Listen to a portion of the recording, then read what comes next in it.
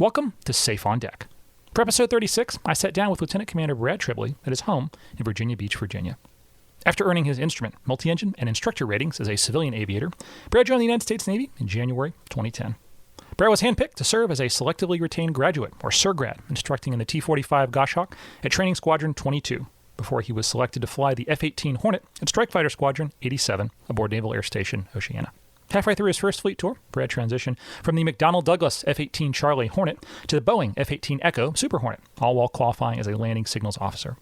Following a brief tour instructing new naval aviators and weapons systems officers at Strike Fighter Squadron 106, Brad was selected to join Class 156 at the United States Naval Test Pilot School, before going on to serve as an F-18 test pilot and project officer at Air Test and Evaluation Squadron 23.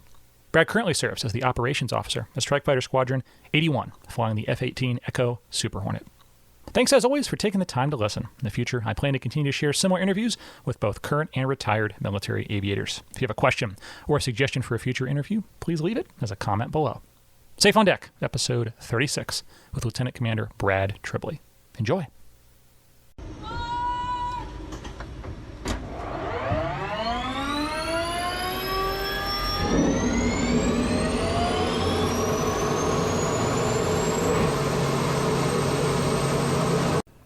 Brad, thank you so much for taking so much time. We've been trying to make this interview happen for a little bit, so I'm very, very appreciative. Start them all the same way, so we'll start yours the same way as well. Where were you born? Amsterdam, New York. New York? I did not know that. I thought it was Texas. Oh, yeah. Tell me about New York. Well, lived there for the first kind of 5 years of my life, and my dad was a Navy contractor, so we lived all along the East Coast, and I call Texas home because that's probably the longest that we've stayed in one spot. What did he do for the Navy?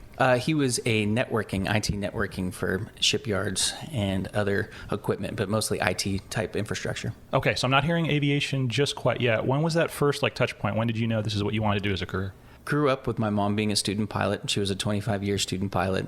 So sitting in the back of her lessons whenever I was a kid. And then it wasn't until high school that I think we were doing some spring cleaning that I found mom's headset and an old Cessna 152 checklist. I started asking the question and then got my first discovery flight when I was basically a sophomore in high school and started flying after that. Very, very cool. Okay, so did you end up flying the Cessna like mom? What was the first flight in an airplane for you? Do you remember? First flight was actually a 172 with mom on a discovery flight, at least as a pilot, right? Grew up in the backseat, like I said, on her lessons, but my first flight was a 172, just kind of Christmas present discovery flight out of Hooks Airport in Houston, Texas.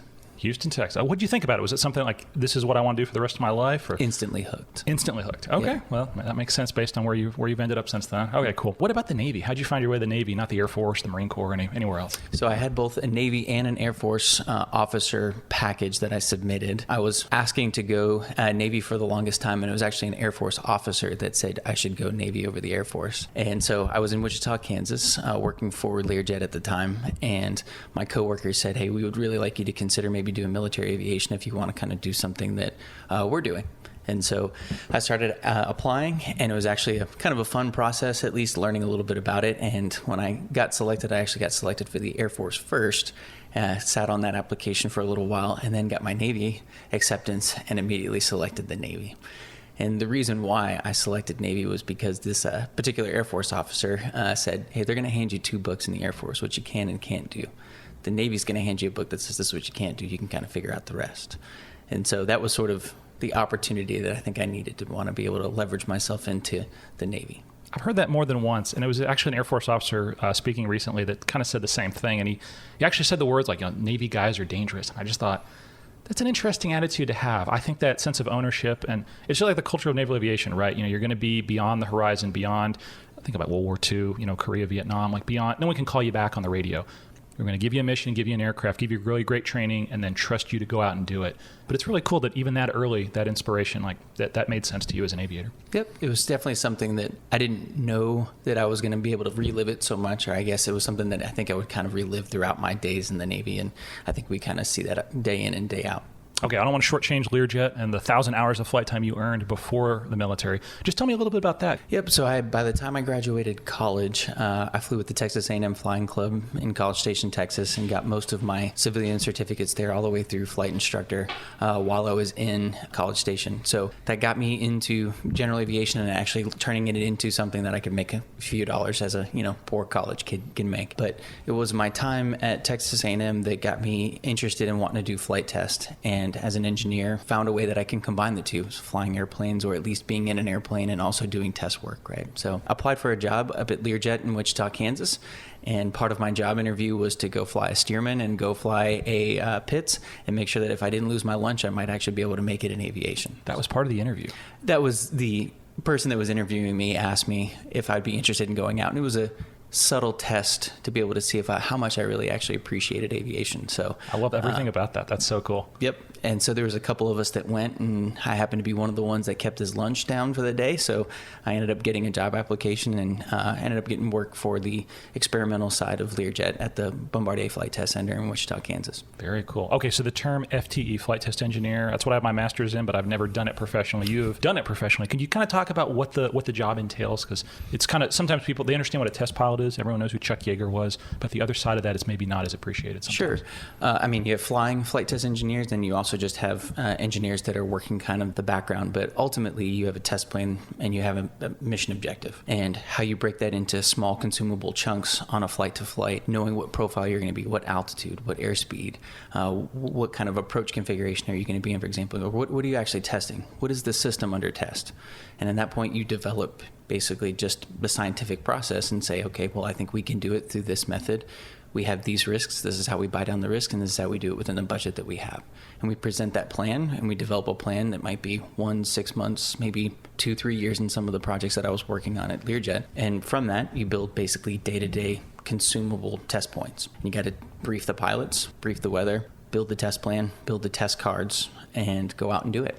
As the test engineer, you're also building basically the displays that the aircraft is instrumented to display for you and what information you need. So we were doing some pretty interesting testing with an all-electric brake system on the test aircraft, which was a Global 5000. And that test process required us to have certain cameras, certain parameters that we needed to measure. So how do we safely and effectively measure that equipment? How do we telemeter that information to people on the ground for safety reasons to monitor, and then go out and do it? So then go on and put on a flight suit, go on, put on a helmet, and go sit in the back and record all the data, and then combine all the data and reduce it all and turn it into something that the company can use.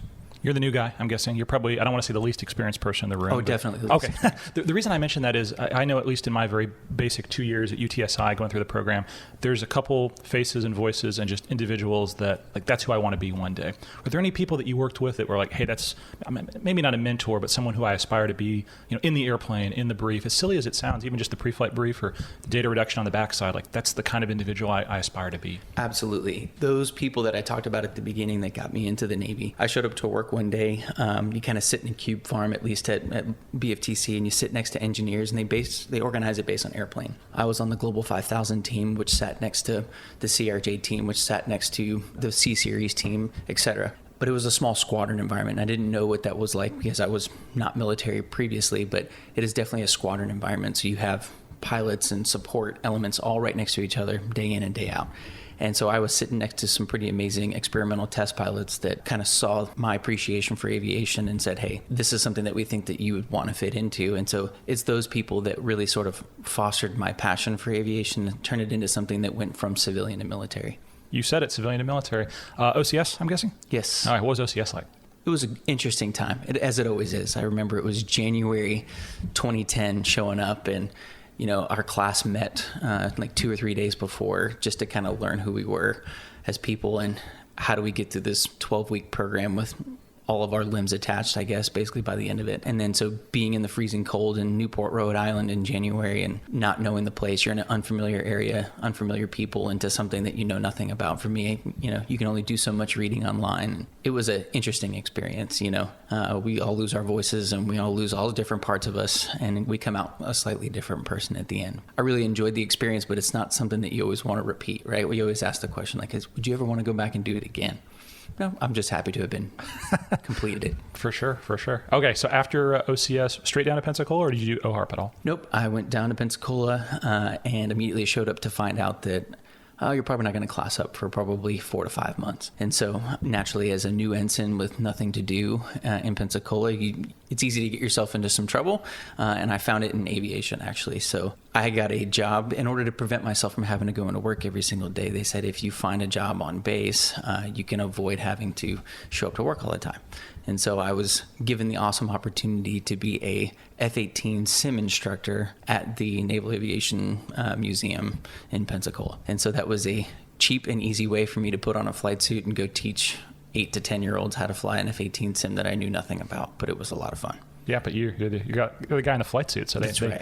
That's right. That's awesome. Yep, and got to wear a flight suit before everyone else got to, right, which was sort of the perk of the job. It's knife now, I think is what they call it. It was API, I think, when you and I went through back in the day. Validator was a term. So at least for me, I had a private pilot's license, so I did not do the flying portion. I just academics, the pool, and then on from that. Is it kind of similar for you? Very similar.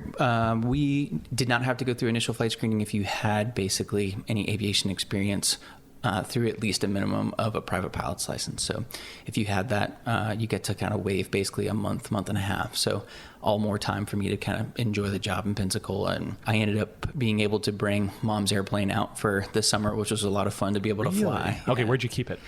Kept it at Ferguson. No way. Ferguson, and then also at Jack Edwards. It's Roscoe now, by the way. They renamed the field. That's Nice. crazy. Okay, so Mom's plane being, was it a Cub or was Diamond DA-20. I did not know she had a Diamond. Okay, Yep. very cool. Yep. So it was a great way to kind of learn the coast of Pensacola, go fly to Destin for lunch and take some friends. It was also an easy and free way for my buddies that were a little bit nervous about initial flight screening as a flight instructor to be able to teach them and say, hey, this is actually what an airplane feels like, looks like, smells like. And before you go to initial flight screening, so when people are yelling at you, trying to make it more difficult than it needs to be, maybe you can kind of see through that a little bit. I'm going to throw this out there because there's some folks that may or may not listen to this that know exactly who they are. And right now, one of the things that they do, and I'll be honest, I signed the paper and then may or may not have done the thing I said I was going to do. They're not supposed to fly before IFS or before, I think they call it the knife flying. Sure. Not supposed to fly general aviation, not supposed to get extra training. And a hot take is I will say that is not the way we should do it. I think that every second, every moment in an airplane, at an airport, every little bit of it is great. And it's going to be a profession for these folks. Mm-hmm. And I really hope that spirit of, I'll be honest, I flew GA while I was in the pipeline. Not a lot, and not to ever distract from my real job, but it made me really sad to see a friend of mine sent me the paper that, hey, yeah, we're literally not supposed to do anything but the syllabus. And I don't know. Maybe I'll cut this part out. We'll see. But it made me really sad to hear that they only want folks doing the one thing, whereas every little bit of it, I think, helps. It makes you a better aviator. In the 53, I didn't fly a lot at times. And so I was very fortunate. I have a little RV6. I jokingly called it the companion trainer. And it kept me in the air, kept me in the airspace, making radio calls, staying fresh. I think it made a huge difference. But anyway, well, that's wonderful. I'm so glad that you got Mom's airplane. Who gets to say that, right? But you got to stay flying while you were waiting. Were you a Whiting guy or were you a Corpus guy? Corpus. Okay. What was Corpus like? Corpus was a good time. It was. I've never heard anyone say those words, so you have to tell me more of that. I think it's all about the matter of the people you surround yourself with, and so the few officers that we had that went through IFS, API, and finished and went to Corpus, there was a good contingent of us that were really close. Some of them Texans. I call myself a Texan, but some of them Texans, which was great, and kind of knew the area. And it was an opportunity that once we show up, hey, primary flight training in the T-34 is primary flight training. So we're in this together. And I think we kind of took that mentality and went through it as a team and kind of supported each other. And I think that really set us up for success and at least made it an enjoyable experience, right? So when you're moving every 6 to 8 months, it's typically comes down to the people that you surround yourself with that makes it a good time. Any good memories from primary flight training, syllabus stuff? I don't know, forums, solos, any of the good stuff? Always. And I think for us, we did a detachment out to Las Cruces, New Mexico, which was a way to kind of get away from Corpus, right? Detachment mentality. Let's see if we can do more when we're away from town. And so we end up flying out to Las Cruces, and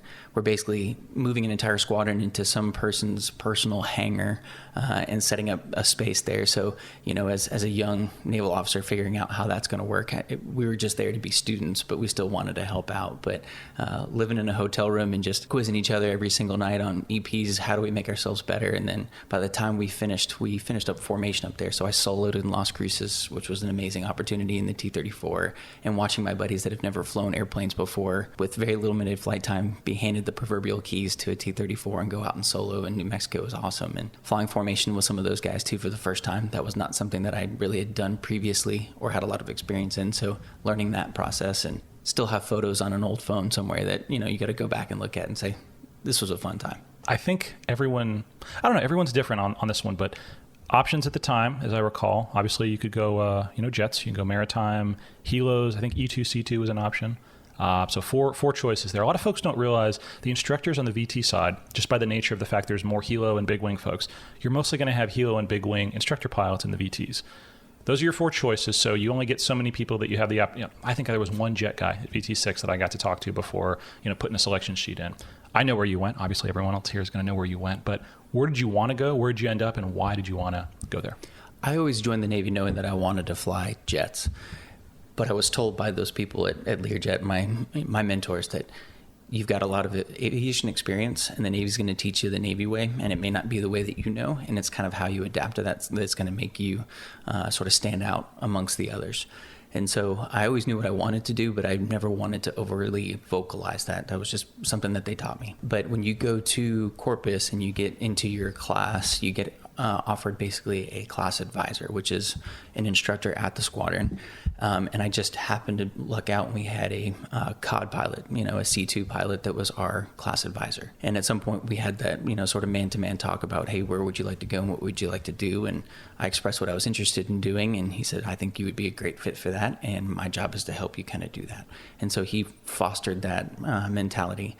And there came a point where he kind of had to stand up for me to be able to make sure that I got to go in the right direction, which was kind of the first time that I got to see that leadership aspect of that class advisor.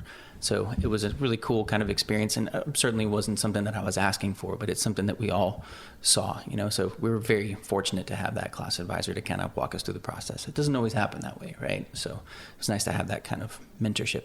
Were you VT27 or VT28? I was VT28. 28. So how did they announce it when you guys did the selection? So I actually selected with another person. So it was only two people. They were sort of moving us through at a certain pace. And I think it was because they were trying to manage slots at the time. So you get pulled into the skipper's office once you are basically at the point of selection. And we sat down, me and this other student naval aviator, and they said, okay, what were you interested in doing? And then what are you actually going to do? Which was interesting. It wasn't individual with the skipper. It was both of us having the discussion. So kind of a unique, not something that I was really expecting. But okay, you're going jets. And we could not have been more excited. And I was going jets Kingsville, which is great because I got to stay in Texas. My family's from Houston. So being in the Texas area or staying in the state of Texas was an awesome selection. Got to ask where'd the other person go? Helos. Okay. Yep. Is that what they wanted? That's exactly what they wanted. Man, 100%. Knock it out of the park. Okay, awesome. Everyone got what they wanted. That's great. It's really interesting being an instructor pilot, being on the other side of it for us. Our NFOs can only go two places, so it's a pretty clear path one way or the other. I think on the pilot side, there's 5 squadrons across 2 bases, across a very different demand signal in all the different places. So glad you got what you wanted. Okay, tell me about Kingsville. What was it like flying was it T-45A or T-45C? C. Okay, you're not that old. I'm not that old. Although T-45As were there. What's the major difference? I think it was mostly avionics. Avionics primarily. Kingsville, is the first time that you're getting to become a jet pilot, right? So up until that point, my GA experience was very helpful in my training. Like we like to say, we can walk and chew gum at the same time. And the T-34 speeds were similar to some of the things I had flown previously in GA. So my mind kind of worked at that same speed. Now, when you double or triple that, depending on what the mission is, you got to relearn that. So you got to relearn your aviation skills. You got to learn airmanship. And the first thing they do is they want to teach you basic instruments in the T-45. So that's putting you in the back of a T-45 with an instructor in the front, and they have you put the hood on, right? Which is that canvas to go over your head and give you basically disorientation, but also to make you kind of focus on the instruments, obviously, hence the purpose. But That being said, that was a pretty interesting choice for the first couple flights because you're flying a jet aircraft that you've only done sims at that point. You've only looked at the airplane. You haven't had a chance to actually go up and feel the airplane. And your first attempt is trying to shoot precision instrument approaches, right? So very unique and usually makes a lot of people airsick. So, it's one of those things that you just kind of have to go. And that's just the way the syllabus is. And you know what? You're better for it in the end because you learn how to fly very precise. And then that sort of translates well when you go into the contact phase or the visual flight phase. And the training itself was built into 2 different phases. There was phase 1 and phase 2.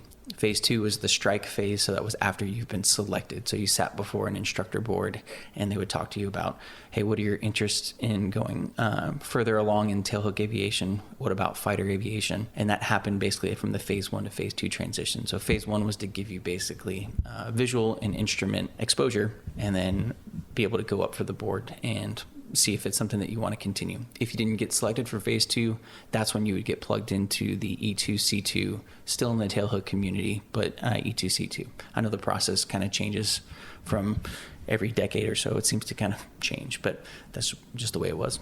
Are you allowed to give any kind of input on obviously your grades? As I always tell our students, grades that's how you speak to skippers, how well you perform in the syllabus. Mm-hmm. But are you allowed to maybe say anything on your behalf in that board? Sure. I mean, they ask you all the pointed questions. What do you think about the training thus far? What are you interested in doing? What are your long-term goals? And would you be willing to do the things that are required of you in strike fighter aviation or even E2C2 aviation? So absolutely, you get to kind of have a chance to be able to speak your story and see if it's something that, prove to them that you're really in it for the right reasons. I know you as an 04, as a test pilot, as an OPSO in your squadron now. Like as dumb as this sounds, I know you as that confident guy. As you as the student in that moment, did you still feel that same confidence, that sense of discipline? This is where I wanted to go, or is it something that you've kind of come? I don't know. It's maybe been built as you've made it to where you are now as an aviator. I think I've always just been stubborn. I think I've just always wanted a certain thing, and I always came in with sort of a mission or a long-term goal. So I was trying to keep the blinders on and always keep it there. So certainly nervous because you're talking to your instructors that are trying to really see if you're going to be a fit for the community. And they're also looking at you for a potential instructor opportunity immediately following getting your wings. So again, they don't tell you that when you go to those interviews, but they're looking for those people. And so I didn't know what the stakes were going into it other than the fact that I really wanted to stay in jet aviation. And the only way that I could do that was just through my grades and performance and attitude. And that was pretty much 90% of what I feel like most of our selections have been in the Navy thus far, besides our grades, is your attitude and your willingness to work as a team. And I think that's what has saved me in a lot of ways is you don't have to be the best in the jet necessarily or the aircraft. But if you're a team player and you can work with the rest of your group, you're greater than one. We, not me. Okay. What do you think about, going back to airplanes here, what do you think about the Hawk, the T-45? It's a fun machine. I think it was built to be a trainer, right? You know what I mean? Those that know the history of it, but at the same time, when you take a non-carrier capable airplane and make it carrier capable, you're doing a lot of things to this airplane, right? So there's a lot of different idiosyncrasies with every airplane you fly, and so it's a matter of learning those. And once you do kind of finally start to understand the airplane, I think your relationship with it obviously improves. But I felt like it was a perfect trainer for the the trainer mindset, and with the ultimate goal of going to the boat, right? That was always that looming evolution that was always in our minds. We always have to take this thing to the boat. So love it or hate it, you're trying. So, and you're doing it by yourself for the first time, which is a big deal. All right. Well, you already mentioned that before we get to the boat. I'm guessing there's an air-to-ground component. You're going to drop Blue Death on the range. Was it El Centro for you? It is El Centro. Yeah. What was that like? It was a lot of fun. I mean, again, just like we talked about the Lost Crucis detachment, I think going out to El Centro, it's an opportunity to learn a new airspace, right? That's Blue Angels winter training facility, right? They also have a lot of air shows out there, and you're not too far from San Diego. So when you time to blow off steam, you've got San Diego or over the hill, right? But going out to El Centro and going out for the explicit purpose of low-level training, so what we called ONAVs, and then also being able to do the strike phase, and then also complete whatever was left kind of on some of your syllabus with some of the instrument flights as well. But learning how to fly an aircraft when most of our training up to this point is literally in the administrative phases of flight. Takeoff, land, instrument approaches to get back home. Now you're starting to fight an airplane. Now you're learning how to employ an aircraft. And I think that was an awesome opportunity to learn that. And you do that, like you said, with Blue Death, the Mark 76s. But it was all aim point bombing, right? It wasn't automated systems, right? It was you and a sight and dropping weapons in a division, just rolling in what we call circle the wagons, right? You're just literally circling the wagons and dropping weapons, and they're scoring you. And you're competing with your buddies in the best way possible to try and get the most number of Mark 76s on the target so that you can carry some extra candy on your shoulder, I guess, for the rest of the day, or you don't carry the pink bomb, which is the farthest bomb, which is not something that you want to do on a day-to-day basis, obviously. Makes sense, yeah. I think the only thing I've ever dropped off an airplane, maybe legally, was a roll of toilet paper. That's fair. Yeah, in a Cessna. It's not quite as exciting. What's it like the first time you press? I don't even know which finger it would be to press the pickle button in the T-45. Right hand on the stick. Right hand on the stick. So right, basically the right thumb. Right thumb. What's it like the first time you press that and you know something? I mean, it's 25 pounds of metal, but it's something legitimately coming off your airplane. What's that feeling like? They kind of instill a lot of fear in you, and a part of it means something, right? I know it's Blue Death now, but what is it going to be 2-3 years from then in the future? So you kind of learn, just like anybody that shoots guns on a range, right? You have to treat it with a certain level of respect. And also, you're being graded too. So, right, you press that button at the wrong time, you're throwing a weapon that's off range, and it's still a 25-pound piece of metal that can hurt someone, right? So you just have to treat it with the appropriate amount of respect. And I think they did a good job of telling us how to do that. No pink bombs for you? No pink bombs for me, thanks. Pretty close, but no pink bombs. Somehow I doubt that. Okay, yeah. So air to ground, air to air. What's it like fighting air to air on the Hawk? That is not something it was necessarily designed for, if I can say that. But, when you're fighting Hawk versus Hawk, again, that's about learning the airplane, right? And I had an instructor tell me it's basically like a video game, right? Or there's a certain set of skills that you need to know at the right time. And if you know the cheat code and when to use the cheat code and you do it faster than your buddy, you're going to win. So, but it was the first time that you learn again, now in the air-to-air mindset, how do you employ this aircraft to get in a position to be able to understand the concepts and definitions that they're trying to teach you. And those concepts and definitions translate into any airplane. It's just at what speed, altitude that you're doing it. I'm told I'm going to butcher the term here, the wing will blank out the tail, and so it'll pitch buck a lot when you're pulling G's. At a fair? Yep, they call it pitch buck, and they measure angle of attack in units of AOA versus degrees, which is slightly different than some other airplanes, but there is a certain point at which you do have that sort of phenomenon, and if you're too aggressive with the airplane, you're going to go right into it, and that's obviously not the most efficient for the airplane, so that's typically when the instructor is going to take advantage of that, and you're going to pay the price for it. Makes sense. Okay, like you said, the culmination, what makes you special is going to the boat with the tail hook. Mm-hmm. I've gone to the boat in a helicopter, but when you can hover, it's a little bit different. I'm guessing also through the entire syllabus, everything is getting you ready for that ultimate goal. So what's it like getting ready to go to the boat in a T-45? Well, they don't really try to emphasize the fact that you are going to the boat. I think that it's always looming there for you. And they have the ability to start getting you prepared for the boat at any point in the phase of training. And sometimes they might want to lean forward because of commitments of the ship. Maybe you have to do it sooner. So you don't necessarily have to wait until the end of the syllabus before you would go to the boat. But that's just how it happened to work out. Plus, depending on your time or whatever the fleet replacement squadrons have in terms of open slots, might be a situation in which maybe you would need to. So anytime the boat goes out, it's going to be F-18 CQ, E-2 CQ, C-2 CQ, and then eventually the orange and white start showing up.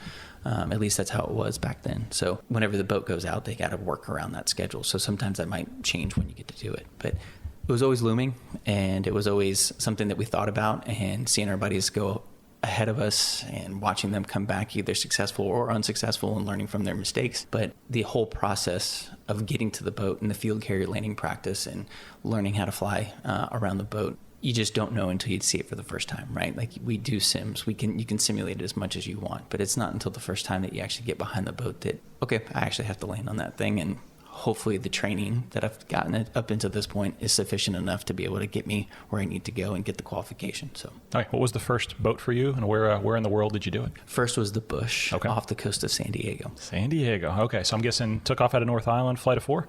Actually, it was a flight of 4, yep, which quickly resulted in a flight of 2 with some emergencies and instructor taking us over there. So you always have what they call like a lead safe, or someone that's qualified and can be basically the person that gets you out to the boat. The expectation, at least in T-45s, you need to know how to get home from the boat, but you may not need to necessarily know how to get out and get sequenced into the case 1 pattern or whatever it may be.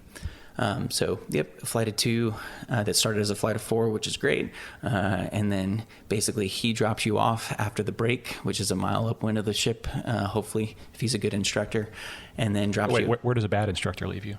right over top of the ship. Really? Yeah. Okay, and the difference there being you've got less time and basically airspace to make decisions in. Correct. Okay, all right. Interesting. Sorry, I cut you off. No, not at all. So drop you off, and at the time my instructor was a good one and dropped me off on a good point, and basically on our aux radio or our tactical frequency said, it's all you now. And so you're downwind and you're by yourself. There's no one in the other backseat of the T-45. It's just you and the airplane and the ship and a radio. Pretty interesting experience. And then after your first couple passes in the pattern, you'll do a couple of touch and goes just to get acquainted, still graded, but acquainted. And then you go hook down for the first time. And then you get that first carrier arrestment under your belt. And I tell you, it's a kick in the pants, but it's awesome. And tests whether or not, the training actually worked. And thankfully it did for me. This might be a little bit of minutia. What's that call? Because I know I've heard different, you're calling the ball. I've heard auto. There is no auto throttle in the T-45, so you're not going to say that. But what's it? I'm just trying to think of that first time you saw it and what you said. So to take names off of the radio, they would give us different call signs based on what squadron. So I was, for example, Echo 5. So if I'm a beam with the landing signals officers that are sitting there waiting to grade the passes, you're going to have multiple squadrons and from multiple different locations, both Meridian and Kingsville. So they want your specific landing signals officer that you've been working with to be on the radio or to be on the pickle, as we say, whenever you come around the pattern. So you would make a beam call, so Echo 5 a beam with a fuel state. And then once you turn the corner and you hit the start position, then you'd make a ball call. Use your side number, Echo 4, Goshawk ball with a fuel state. And at that point, you would hear the landing signals officer roger your ball call. And I think that was something that was the most interesting, and things that people always remember is I will always remember that particular landing signals officer. I always remember hearing his voice in training, and then to hear that on the boat was kind of calming and also a little reassuring, knowing that, all right, he knows what my standard pass looks like. He knows what my patterns are. So if I deviate from that, he kind of knows how to keep me safe. And that's his job, safe and efficient recovery of airplanes, but also to keep me safe. And so having him on the radio and on the pickle was a cool moment for me. Correct me if I'm wrong. You went on to be an LSO, correct? I did. Is it something that became interesting to you on that first pass? So you realize what a cool, everyone I know that's been, and the only ship I've never landed on in a 53 that we could go to was a CVN. So I've never been to a big deck carrier, but everyone that's been there tells me there's just something about that environment that you want to be part of it. It's just something special, something that makes, naval aviation different. Was that where maybe that hook, and I'm getting ahead of myself here, but is maybe that where that, so to speak, that hook was set, or is it something later on? Certainly the start of it. There was a lot of other moments. You go through your T-45 syllabus and you go to the boat and you say, all right, well, that's something that's very interesting. I think landing signals officer would be pretty cool. But you still have to learn the F-18. That's still kind of looming, right? So you kind of forget about that a little bit. And then once you finish and you do CQ in the F-18, you really start to gain appreciation for the landing signals officer because now your situational awareness is a little bit higher. You kind of understand what their mindset is, and they're trying to be very objective in the way that they're doing it, but they can do it with subjective means, if that makes sense. They know what your patterns are, and I think that level of knowledge and appreciation and emotional intelligence in some case of what the person needs at the right time to be able to keep them safe and land behind the boat. Because you're right, it's at this point we're not using automation, we're not using precision landing modes or PLM as we do now in the F-18. So that was sort of what got me interested in it. But it wasn't probably until I hit the fleet and I had my first deployment and had issues behind the boat within the first couple of days of being there that really kind of proved where I wanted to go and what I would like to do. And it's a collateral duty, right? So it's something that you would do. And on one side, it's great to be up on the boat and waving, but it's also to the detriment of your flight hours because you're taking an entire day off of flying about every 3 to 4 days. I hadn't considered that. Very interesting. Okay, well, hopefully we'll circle back to that when we get to the F-18. Yep. But I want to finish up the T-45. So you're a qual. I'm guessing you get sent back to the beach. Was it? So I stayed overnight. You stayed overnight? Yeah, so you spend the night on the bush, so you get to figure out where to find your stateroom, which is a process in and of itself, right? Learning how to navigate a ship like that, and then figuring out where's the food, where's chow, and okay, what do I have to do the next day and go get the qualification? And that was daytime only in the T-45s. So did that on day 2 and completed. And then you're shot to the beach, back to North Island and land and give the airplane to the next person to go try. It's got to be the greatest feeling. You've done the thing and now you're headed back home to North Island. Wow. Okay, cool. So once you're finished with the T-45, and actually the options were different in your day than they are for the folks now. For example, the Marines, I don't even know if they're still sending people F-18s. I think Marine fast jet folks are either going to be Bravo or a Charlie F-35. But in your day, on the Navy side, Where could you have gone? Where'd you end up going? F-18 Hornets at the time, so F-18C Hornets, and you could go East Coast to Virginia Beach for the RAG or Fleet Replacement Squadron, or Lemoore was another option, or they were finally starting to add Whidbey Island, Washington for Growler training, which was like the latest and greatest and newest F-18 that I think a lot of people were very much interested in. And then some of us, including myself, were selected to be able to stay back as T-45 instructors, selectively retained graduates or SERGRADs.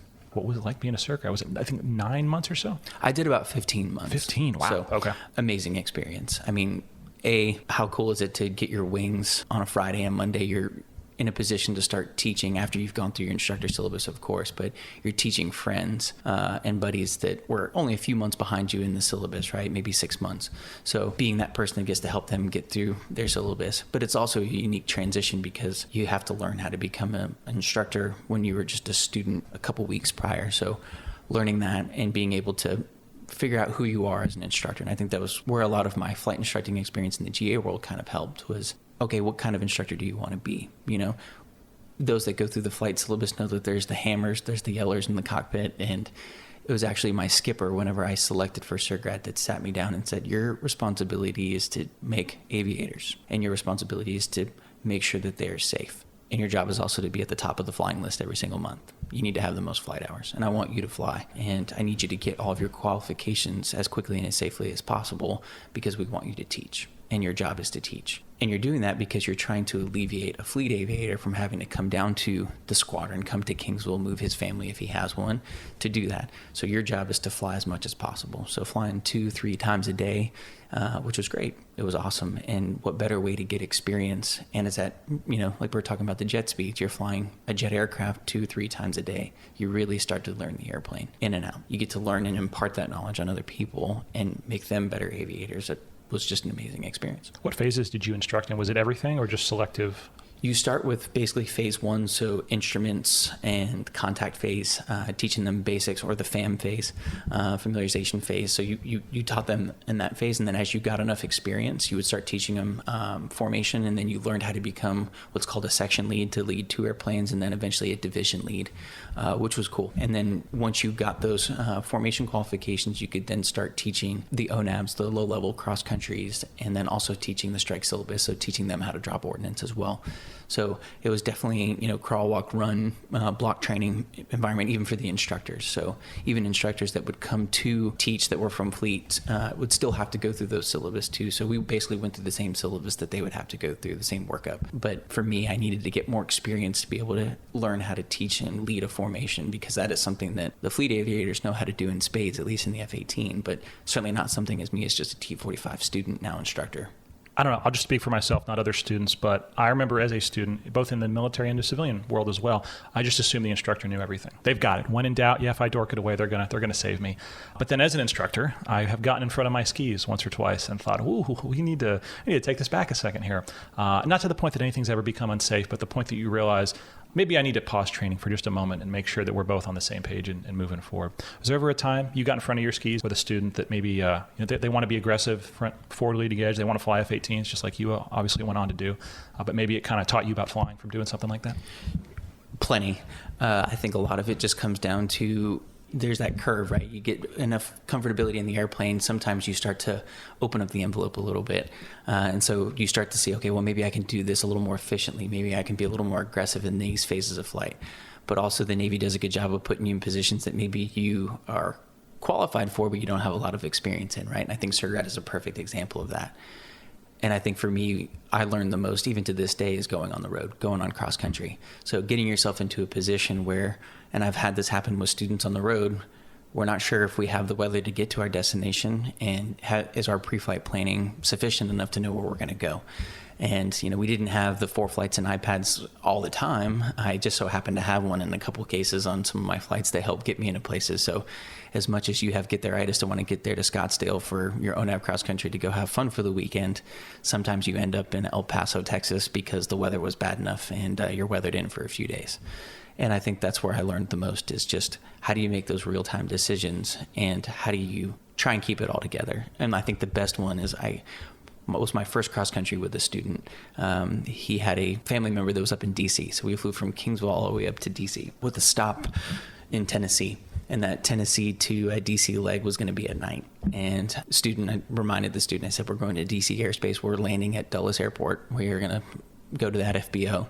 You're probably going to get a arrival procedure, and I think you should be prepared for it. I don't think he quite understood what I was trying to tell him, and I had to remind him. And so when we ended up showing up on the frequency and get the arrival, thankfully I was prepared enough to know what we needed to do. I didn't have a moving map or anything like that to tell us where to go, so just tack in and doing your point-to-points, trying to get through it. And I realized very quickly that the student was behind the airplane, and I said, you have the ability to hand this over to me at any point if you need to. And at some point he said, I don't know which way is up, and I think I'd like you to take this and we'll take it from here. So it was a good learning experience for both of us.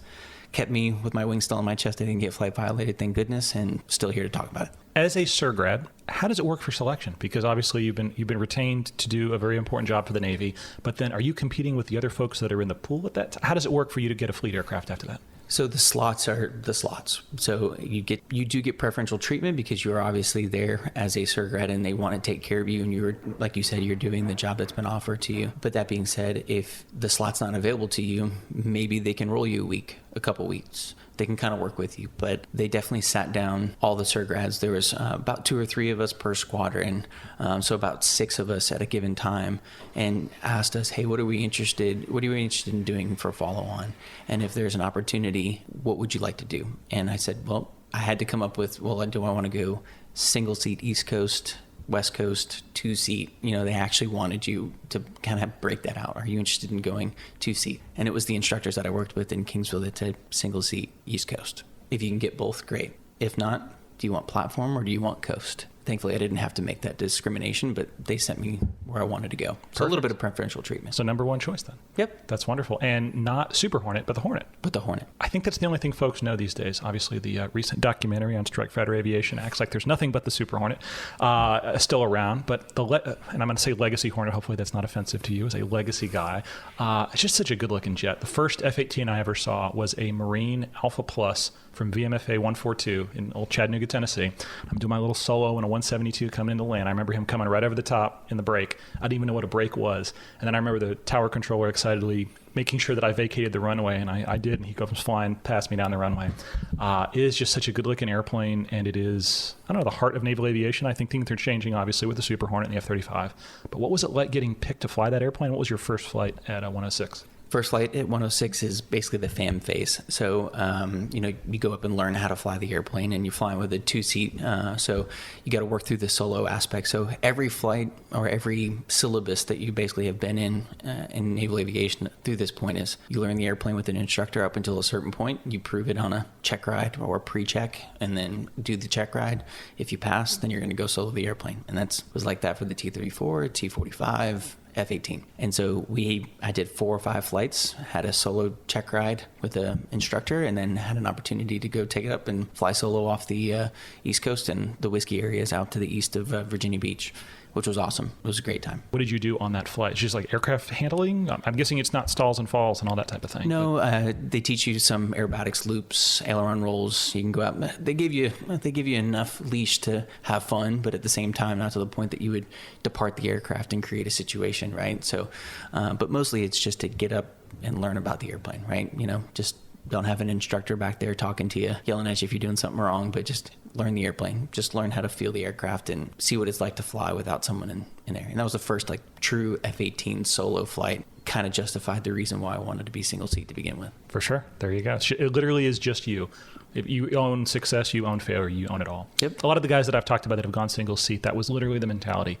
Yes, it's awesome to work as a crew, but you also kind of maybe want to, I don't want to say test your mettle, but you want that sense of ownership that you're always working as a team. There's always another airplane up there with you, controller, whatever else, right? But also, it's you. No one's going to judge anyone else's performance behind the boat when you're the only one sitting in the airplane. It's pretty clear. So, yep. Okay. From there, what's the syllabus like after you get the first couple of flights done? So you do FAMs and forms, and then you go into what's called the all-weather intercept or OWI phase, which is the first time, because the F-18 is the first time that you've actually had a radar on the aircraft, right? So you learn how to operate the radar, and at the time we were learning that by basically doing 1v1 type tactical intercepts. and then also learning how to do joins on tankers, right? So learning how to do stern conversions, and how do you go from finding something at a long distance beyond visual range and then being able to get into a position that would be like joining up on a tanker, or if you needed to show up at what we would call a merge, right? And then we weren't trained at that point in basic fighter maneuvering. We would just stop the fight at that point. Just get yourself to the point at which then the training would stop, and then reset, go to opposite sides of the airspace and try it again.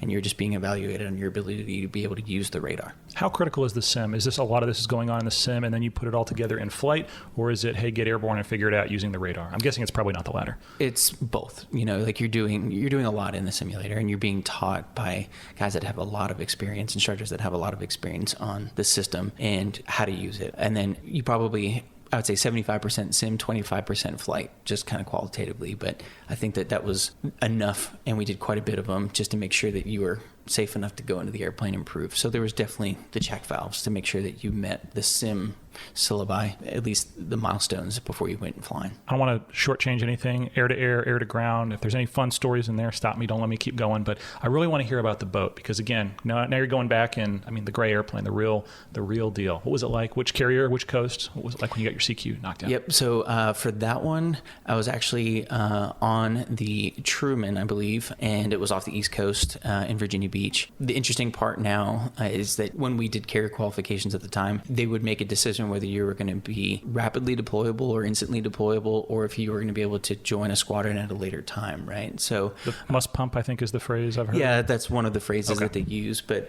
they basically are assessing your ability to be able to complete the boat, and then there's more requirements. So there's priority A and priority B, or Pri A and Pri B type. You're identified as Pri A or Pri B, but that's a very fluid title, because day one at the boat, if you were Pri A and you don't perform well, you're going to get downgraded to Pri B, and that's just the way that it goes. And then on the opposite side, you could be doing really well as a Pri B and they up you. The only problem is that if you qualify Pri A, you have to deploy basically within so many months or so many days. So my class finished the boat and I was deployed within 7 days of completing the boat. So not knowing what coast and where I was going and what I was going to be doing, so I finished. We finished the boat. We had a couple more flights left after we got back from the boat, which is the tanker flights, which is funny because that's knowing that I was going right on deployment. It was going to be a skill set that we obviously needed to have, and it's something that we wouldn't have completed the ride without getting done. But finished that on a Friday, and then went to my patching on Friday afternoon, evening, and my buddy deployed on Saturday to a boat that was going around Africa, and I got deployed and sent on Monday to Bahrain to pick up the boat that was pulling into port. My gosh. That has to be absolutely incredible. Yep. They just say, have your bags packed, and they tell you this soon enough that you can get some of your affairs in order, but you don't really know until they rip the Band-Aid off and tell you where you're going. And it wasn't until we were sitting in a post CQ like debrief with the skipper, and the skipper walks into the room and is carrying patches in his hand and says, okay, there's a couple of people that are not in the correct uniform right now and they need to get the heck out of my squadron. And they brought me and my buddy up and said, hey, you guys need to get the heck out of here. You're going to Africa. You're going to wherever the boat is in that part of the world. So where'd you go? What was your first fleet squadron? First fleet squadron was VFA 87, the Golden Warriors War Party. Very cool. Okay, so you said Bahrain, so I'm guessing probably Comair and then a COD out to the boat. So the first trap, you were facing the wrong direction and someone else was at the controls. Yep. Okay. What's it like on that flight deck? What year was this? I want to kind of put us in time and space. So that was 2014. 14. I'm trying to think of... Yeah, ISIS was either making moves or they were in the process of it. So things were going on in the world. This was not a training. Yeah, you're not going around the world to visit Liberty ports. You all were there for an important reason. And they were originally there for operations for OEF, and then so it quickly went from OEF to OIF. So I basically showed up literally as the ship was transitioning from one to the other. So my flights were to Bahrain and SIT, and was told, hey, maybe they'll meet you in Bahrain, or you'll go take a COD from Bahrain to the boat, or we're going to have to keep sending you east to finally pick up a spot where we can get you onto the boat. So not a lot of information to know what we're doing, and showing up in the middle of the summer in Bahrain was real nice. Spicy. Yeah. Yes. And you know all about that. I do. It's warm and humid, but that's the Gulf. Yeah. Okay, cool. Once you're on the boat, what was it like integrating into a squadron? You are the newest guy, so a lot is probably expected, maybe not. A lot is expected. Who the heck knows? What was that experience like? It's a challenge, but it's a good challenge. I showed up basically 4.5 months into a 9 or 10 month deployment. So at that point, personalities are already set. People are starting to get tired of being on deployment, right? And it's always a changing thing. The squadron isn't going to stay the same for the entirety of a 10-month deployment. You're going to add people. And I happen to be the third junior officer that had been added to that squadron over the course of the deployment. So we show up barely qualified and certainly not tactically proficient. So it's a matter of getting some of those additional qualifications. I talked about doing tanking on F-18s. That gets me around the boat, but that doesn't get me in country with big wing tankers, right? So I have to figure out how to get big wing tanking, figuring out how to go in country, and you get led and taught how to do those things. So is it 2 quals? Is it a qual to go, F-18 to F-18 and then a qual to go to a big wing tanker as well? Or is it just the experience base you don't have yet? It is the experience base, and some squadrons might call it a qualification, but it all depends on the air wing commander, right? And it makes sense. You don't want your first combat operation or combat flight to be learning how to do that, right? Because if you do it incorrectly, you can damage the big wing tanker. Now you've ruined it for everyone else that needs to get the gas.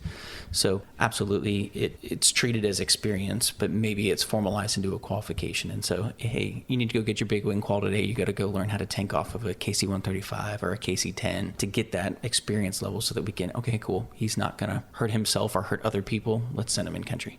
And obviously you flew with ordnance and training, so I'm guessing you shot the gun and at a minimum dropped blue death. Was anything more than that when you were going through the FRS? We also carried laser-guided training rounds, or LGTRs, which was LGTers, I think? Yeah. Jeters. Okay. Or Gators, you'll hear some people refer them to it. But it's an opportunity to learn how to use the AT FLIR targeting pod and pair that to a weapon and use laser energy to guide it. So that was the primary mission set. So general purpose bombs, or GP bombs, with the Mark 76s, simulating 500-pound bombs. And then we had the LGTR, the training rounds, that simulated GBU-12s. Okay, but the reason I asked that, the first time you were flying with, I'm guessing, live 500-pound bombs, all that is on the carrier, the real deal, literally doing it. I say in combat, that's what y'all were going out to do. Yep, the air wing we were in combat operations at that point. We were opening up Iraq and Syria at that time. Okay, what was that like? I mean, I'm guessing it's a lot is expected of you, especially on an average day, but especially in combat. So for me personally, showing up at 4.5, almost 5 months into deployment, I actually was not able to actually go in country for my first deployment because of just time left. But I was able to go out to some of the Kuwaiti training ranges and still drop some of the ordnance, because there's a big training matrix that we have to maintain, in a readiness matrix. So there's still a requirement for me to shoot rounds at night, which is not something that they teach you at the FRS. So that night strafe qualification is a big deal. You have to learn how to wear night vision goggles. You have to learn the joint helmet mounted cueing system, the JHEMICs. All of those are qualifications. So it was still a very busy deployment for me, but it was mostly gathering combat qualifications that I will subsequently use in 2017 when I'm still in the squadron, and now I'm the senior person going on deployment, or one of the senior people going on deployment. Okay, so you mentioned earlier, talking about being an LSO, potentially that's something you saw in your future, something early on in your career flying the Hornet that pointed you in that direction. I hope maybe you can talk about that now. Sure. So when we show up to the boat, we are qualified, but as soon as we finish that F-18 FRS carrier qualification syllabus, there's a clock that starts, and I have to get another trap within 7 days to be able to maintain currency. And so I get sent out to Bahrain. I get sent from Akkad onto the boat, and it's drop your stuff, go get set up, go get your flight gear, go figure out what everything is, take your NATOPS exams, and we need to fly you in a couple of days. There's a restriction on the number of time zones that you transit, etc. But I basically had 2 or 3 days to get my life underneath me, and at least in enough organization to be able to jump into an airplane. And the first flight is going to be day CQ, and then it turns into night CQ. Day CQ seems to go just fine. Everything's good. But to paint the picture, we're talking high density altitude, summertime in Bahrain versus the cooler East Coast. So probably about 2,000 or 3,000 feet difference in density altitude, which my squadron at the time had the original motors in the F-18 Hornet. There's also like the advanced performance or enhanced performance motors. And so we had the smaller motors, as we call them, behind the boat. And that takes a lot of getting used to, especially in higher density altitude. And that comes into play on my night CQ opportunity. I'm feeling pretty good, and I get behind the boat for my first pass, and I get a little bit underpowered, and the LSO, who is watching every single pass, day or night, gives you a call, an imperative call that says, hey, power, you need to add power. I add power. I think I'm adding power, and all of a sudden I realize I'm at the military stop, and I'm still falling out of the sky at a rate that he's not happy with. You are descending, obviously, to land on the boat, but he doesn't like my rate of descent. So then the power call gets a little more aggressive, and then it starts to turn into a yell. And then pretty soon I'm like, I don't have anything. All I have to do is be able to throw the aircraft into afterburner. And the timing of that was enough to basically keep my hook from catching anything or catching a wire, thank goodness, but specifically not hitting the back of the ship, right? Which would have been obviously very detrimental to me and the aircraft. But obviously. But it was those calls that basically saved my life on day 3 or 4 of deployment. They talk about having like a night in the barrel, just where it doesn't matter how good you are, people have that night in the barrel. Again, these are all still manual passes. I'm not qualified to use auto throttles. I'm not qualified, and we didn't have precision landing modes at the time, so this is all manual flying. So that density altitude difference seemed to be enough to be able to affect what I thought was where my power needed to be. So it was the call from the LSO that got me away from the deck, got me airborne, and it was the subsequent conversation on the downwind, the check-in with me. How you doing? How you feeling? You doing all right? We're going to try this again. Do you need to go up to altitude and kind of hang out for a little while, and we'll bring you back? Like literally the ship is waiting for me to get back onto the boat. You know, they're waiting on me. And obviously they want me down as safely as possible and hopefully in one piece, with my ego still attached, hopefully. That being said, we eventually figure out a plan and we execute the plan, basically just come back around and do it again. And I'm able to trap and get the qualification. But I tell you, it was a huge learning experience. And if I didn't have that landing signals officer, that LSO, the paddles behind the boat with their voice inflection and telling me what I needed to do, I wouldn't be here today. Well, and that's incredible. He literally, over the radio, number one, saved your life. Mm-hmm. Probably those folks on the flight deck too. A ramp strike can be catastrophic for more than just the aviator involved. You mentioned in the down when he's literally talking you back down. I'm guessing the heartbeat is probably up. Mm-hmm. You know everyone's watching you. You're the new guy. I don't even know what words I would say if I was in that position to talk someone down, but obviously whatever he did worked. And yeah, and then the lesson learned was that's who I want to be one day when I have that opportunity and I want to help others. That's so freaking cool. I don't think it gets any better than that. That's awesome. Okay. Anything else from the rest of that deployment? I know you talked about going to Kuwait. I have my little time up at Camp Buehring, Udari Army Airfield, but I'm guessing it's different when you're getting to drop bombs and shoot the gun and all that stuff. But anything else from that time on deployment, anything that sticks out that was memorable to you? Well, I think just being a JO on deployment and it being your first deployment, you'll never forget those memories. And you had the awesome port calls in the Gulf of Bahrain and Dubai and Bahrain again, Dubai again. But only so many choices in that. Only so many choices, but I tell you, a squadron is like a professional sports organization, right? So it's kind of how you guys interact and how you work as a team, and it's the work hard, play hard mentality. And this is the first time that you're integrating into a squadron, and you're still a student of the the industry. You're still a student of naval aviation. You're always going to be that, but now you have wings on your chest. You're an F-18 pilot, and you're learning how to be a tactician. So the admin phases of the flight are just expected. You got to learn how to land on the boat and be safe, but you also have to learn how to, study. You have to learn how to live on a boat. And I think it was just that whole learning process. There was just so many unknowns in trying to figure that out and do that with your buddies and learn from them. And they're all doing the same thing. And we're all trying to get to the same objective. And we all want to come home safe as well too, right? So it was just the people that you work with, you just never forget. And, they all go on about their careers too, and they're a few years ahead of you, and you get to kind of see how they grow up in the same way that you do, and you get to work with them again and again. And you always go back on those times and say, hey, remember that time in 2014 when Bacon almost put himself in the water? When you think you're having a good day and your ego's on top and they tell you that, they bring you right back down with a nice piece of humble pie. You're going to see these folks again. That's what I try to tell people. The folks that are, how do we say it, a blue falcon, they're maybe only interested in themselves. You will see them again too. And hopefully the good folks, you'll see them again as well. But did you get to fly an airplane ashore that on the return, or did you walk aboard? No, as the most junior person, I got to ride the boat in, which was an awesome experience too. Gotcha. But, you got to give that to the senior people, and especially with me only being on half of the deployment ostensibly, right? I'm not in a position to have any kind of say in the matter. Sure. Paxan, you're the new guy. Well, the reason I mentioned that, I'm told that's a pretty formative experience, getting to bring an airplane back to Oceana in the Diamond. Mm-hmm. And I know you got to do that. I think you got to do that later on a subsequent deployment. My most recent deployment, yep. Okay. So got that knocked out. But the reason I also mentioned that, people just assume, for example, as a 53 guy, we came home in a NALO. So think of Southwest Airlines, a C-40, 737 airframe. So we never had that aspect of it. The other side of it is a lot of people don't necessarily realize when the airplanes come back, the squadron comes back, those airplanes may get farmed out. They go to other squadrons that are themselves then going to deploy. Those are the strong performers. Those airplanes need to go to those places. So you guys go through something of a, I don't know if it's admin phase, maintenance phase, I think is the appropriate term there. Mm-hmm. And then you're going to get spooled back up and do it again. But is that when the transition happened, or was it a little bit later for you? So when we came back from deployment in 2014, it was late 2014. We were already we identified to transition from our legacy Hornets to the Super Hornet, but our airplanes had not yet been actually built. So, which was pretty cool. We somehow got lucky enough. I mean, there are Super Hornets that had existed, but we somehow were identified as a squadron that we're going to get brand new aircraft. And so when you start that transition, it's a little bit quicker for the pilots to get these Hornet to Super Hornet transition, a lot longer for the maintainers. It is a different airplane. It is still the same product, but at the same time, there are some differences. So it took about 6 months to get our entire squadron trained up from the maintainer standpoint, but it was probably about 8 months total that we didn't have any airplanes, and we were using simulators and learning how to fly the Super Hornet and going on readiness detachments and just trying to relearn or learn a new airplane. Do you go back to 106, the FRS, and get the qual there, or do you do it in squadron? How did that kind of work out? You do a little bit of both. I mean, a lot of training. There are some, we did have some department heads that had Super Hornet experience,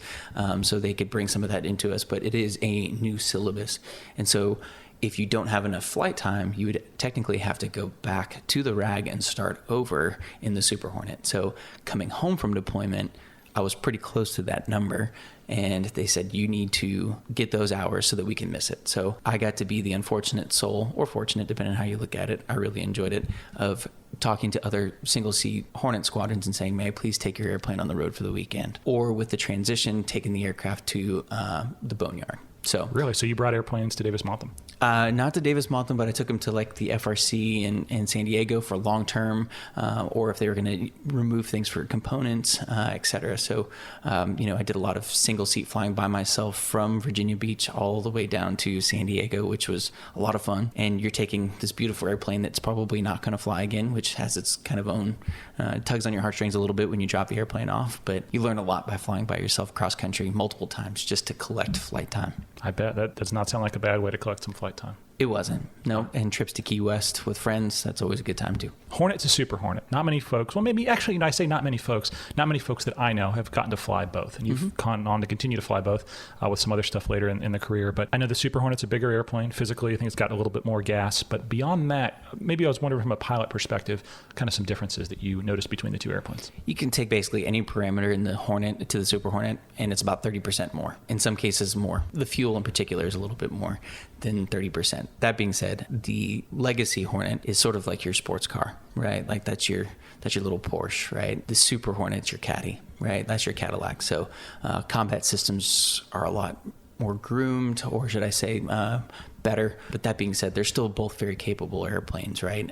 And the more on station time that you have, the more endurance you have in the Super Hornet kind of allows you to expand the envelope. Your combat radius is obviously further, so that helps as well. More weapon stations, as I recall? Absolutely. But you can carry the same weapon. So like the training that you did in the Hornet will transfer over to the Super Hornet. And then also you start getting into different software configuration sets that are more advanced. And so you can get to do more things, and or you can be more capable in some of the mission sets that you're doing. But at the end of the day, you're still pointing airplanes at each other and you're still fighting and doing things. It's just learning the airplane. What about behind the boat? Do they both fly basically the same? Similar. We talk about the burble behind the boat, that little wind, that rooster tail that's behind the ship. When you have a smaller airplane or a smaller wing, it's going to get affected differently, right? So that transition, I would say the biggest qualitative difference was flying behind the boat manually in the Super Hornet compared to the Legacy Hornet. There's more ball flying, as we like to say. There was a certain point in the Legacy Hornet that once you got behind the boat, the last couple of seconds, you're throwing it in the mill anyways, just because that's what the descent rate's going to be. And you're just trying to catch the wire and go to burner or at least mill whenever you touch down. Super Hornet, there's a little bit more. If you were to do that same thing, you're going to sail past all the wires and you're going to bolter. There's just more wing, right? There's just more airplane there.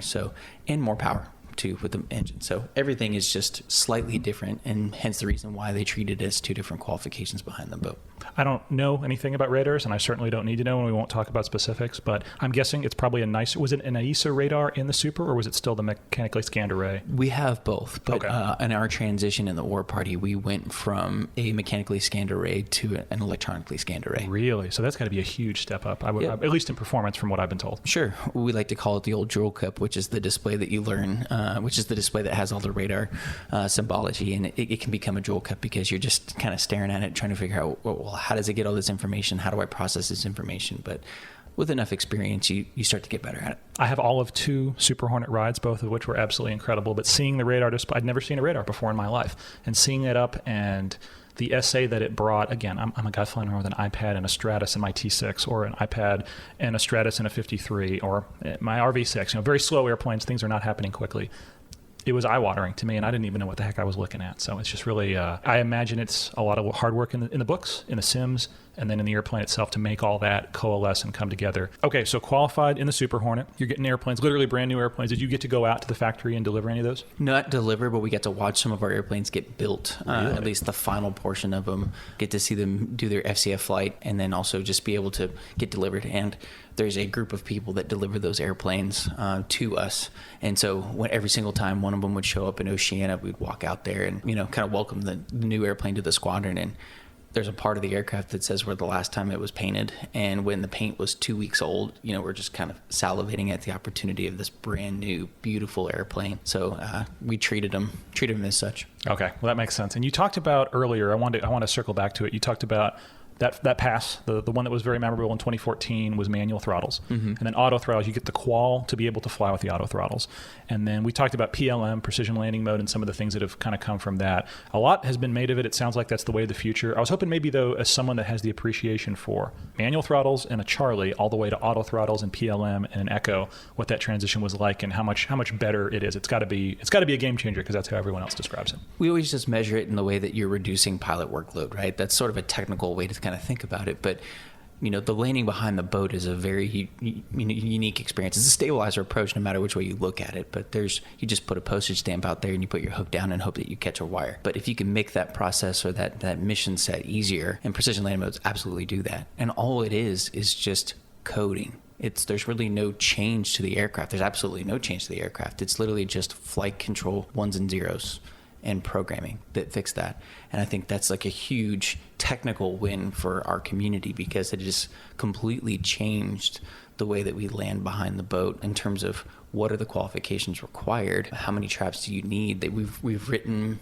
carrier NATOPS, we've rewritten LSO NATOPS to kind of fit into this new system, because the responsibility of an LSO is safe and efficient recovery of airplanes. Now we're safer and we're more efficient because our boarding rate is a lot better, because now you've created, if I can use the term dispersion, right? Like your hook point and touching in different places, you have less of a chance of boltering. You can still do it, but it's at a much lower rate. So our boarding rates are through the roof, and it's making our operations more efficient. We're not spending as much time airborne. So I think that whole concept of integrating PLM has been something that the Super Hornet is certainly taking advantage of, and it was developed from F-35s, and so it's pretty cool to see that you can take these digital flight control systems and adapt them and put ostensibly a cheat code in it to be able to make it more efficient to operate. And you can do this at home too when you land at Oceana, right? Like you can engage PLM at any point. And the system just becomes more and more robust, whether you're operating a single engine or if you're having other issues with the aircraft. In most cases, you have this ability to get behind the boat. And I think that is just making our day-to-day at sea combat operations that much safer. For those that don't know anything about this, and that's certainly me, don't know a thing about it, what are major differences? Let's say you're coming in, maybe the 3 cases, manual throttles, auto throttles, and then PLM. What are the differences you as the aviator see in the aircraft, the way you manipulate the flight controls, and then the response you get out of it? Well, I'll explain it kind of basically with the end state, which is you want to be on speed AOA, and that basically just sets what we call a hook to eye point, right? So you can measure the distance from the pilot's eye to the hook, and that distance and the angle that the aircraft flies is been tested, and that's what you need to maintain. That is the most efficient and safest stabilized approach onto the ship. So any deviations from that is going to change your hook to eye point. So for example, if you were to reef the nose on the airplane, you would raise that hook to eye value, which means the hook is going to touch down at a different point than it otherwise normally would. Opposite case is if you were to stuff the nose, then now the hook's going to come up and that hook to eye value is going to be less, and now the hook is going to touch an even different position. So if we can minimize those deviations and kind of hone in that through auto throttles or PLM, you're going to have a higher probability of success in trapping the first time around on the target wire, right? Because we do target different wires depending on the day. Maybe you're on a 4-wire boat and the 2 wire stripped and you got to land on the 3. Maybe you have to change that point. And for those that are flying the manual throttles, it's all on you. So you learn what we call the neutral power point, right? What is that throttle setting? What is that position based on your weight, density, altitude, all the atmospherics? That neutral power point is holding you in that stabilized approach on speed. With auto throttles, now when I engage auto throttles, it's going to always seek that on-speed AOA. And now my flight controls, my stick, I can use the flight control to basically manipulate it by asking it to add more power or to take away power. The difference now when you go from auto throttles to PLM, all PLM is doing is what we call integrated direct lift control, or IDLC. And it's now using lift devices, your flaps and your flaperons, your ailerons, to be able to add the ability to basically decouple your longitudinal and your lateral inputs, right? So you're landing on the boat and you realize that you're high and you try and take off a little bit of power, or maybe you make a little bit of a lateral change. When you change one, you change everything when it's auto throttles or manuals. In PLM, you can basically engage PLM, and now when you go up and down with the stick, you're just going to be moving the aircraft up and down on your glide path. And if you were to make a lateral change, your glide path isn't going to change, but your lateral position will. So it takes a lot of transition to go from one to the next, because you have to put a lot of faith into the system to understand. But once you see the benefits of it, which is pretty quick, you really start to fall in love with the system, and it becomes a method to get aboard the boat every single time. For those, I'm going to say old guys, the folks that from maybe that legacy mindset where they didn't have those tools, and they might make a comment that, folks these days have it, I'm going to big air quotes here, easier, things aren't as challenging, right?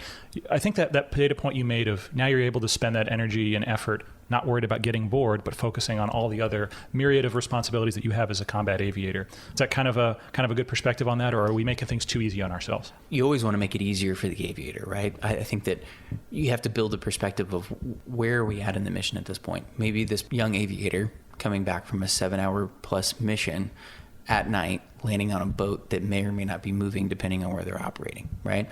So there's a lot of variables there. You're tired. You want to get back. You've been in the same uncomfortable seat for a long period of time. If we can make that administrative operation, that mission subset of landing on the boat easier, we keep everyone safe.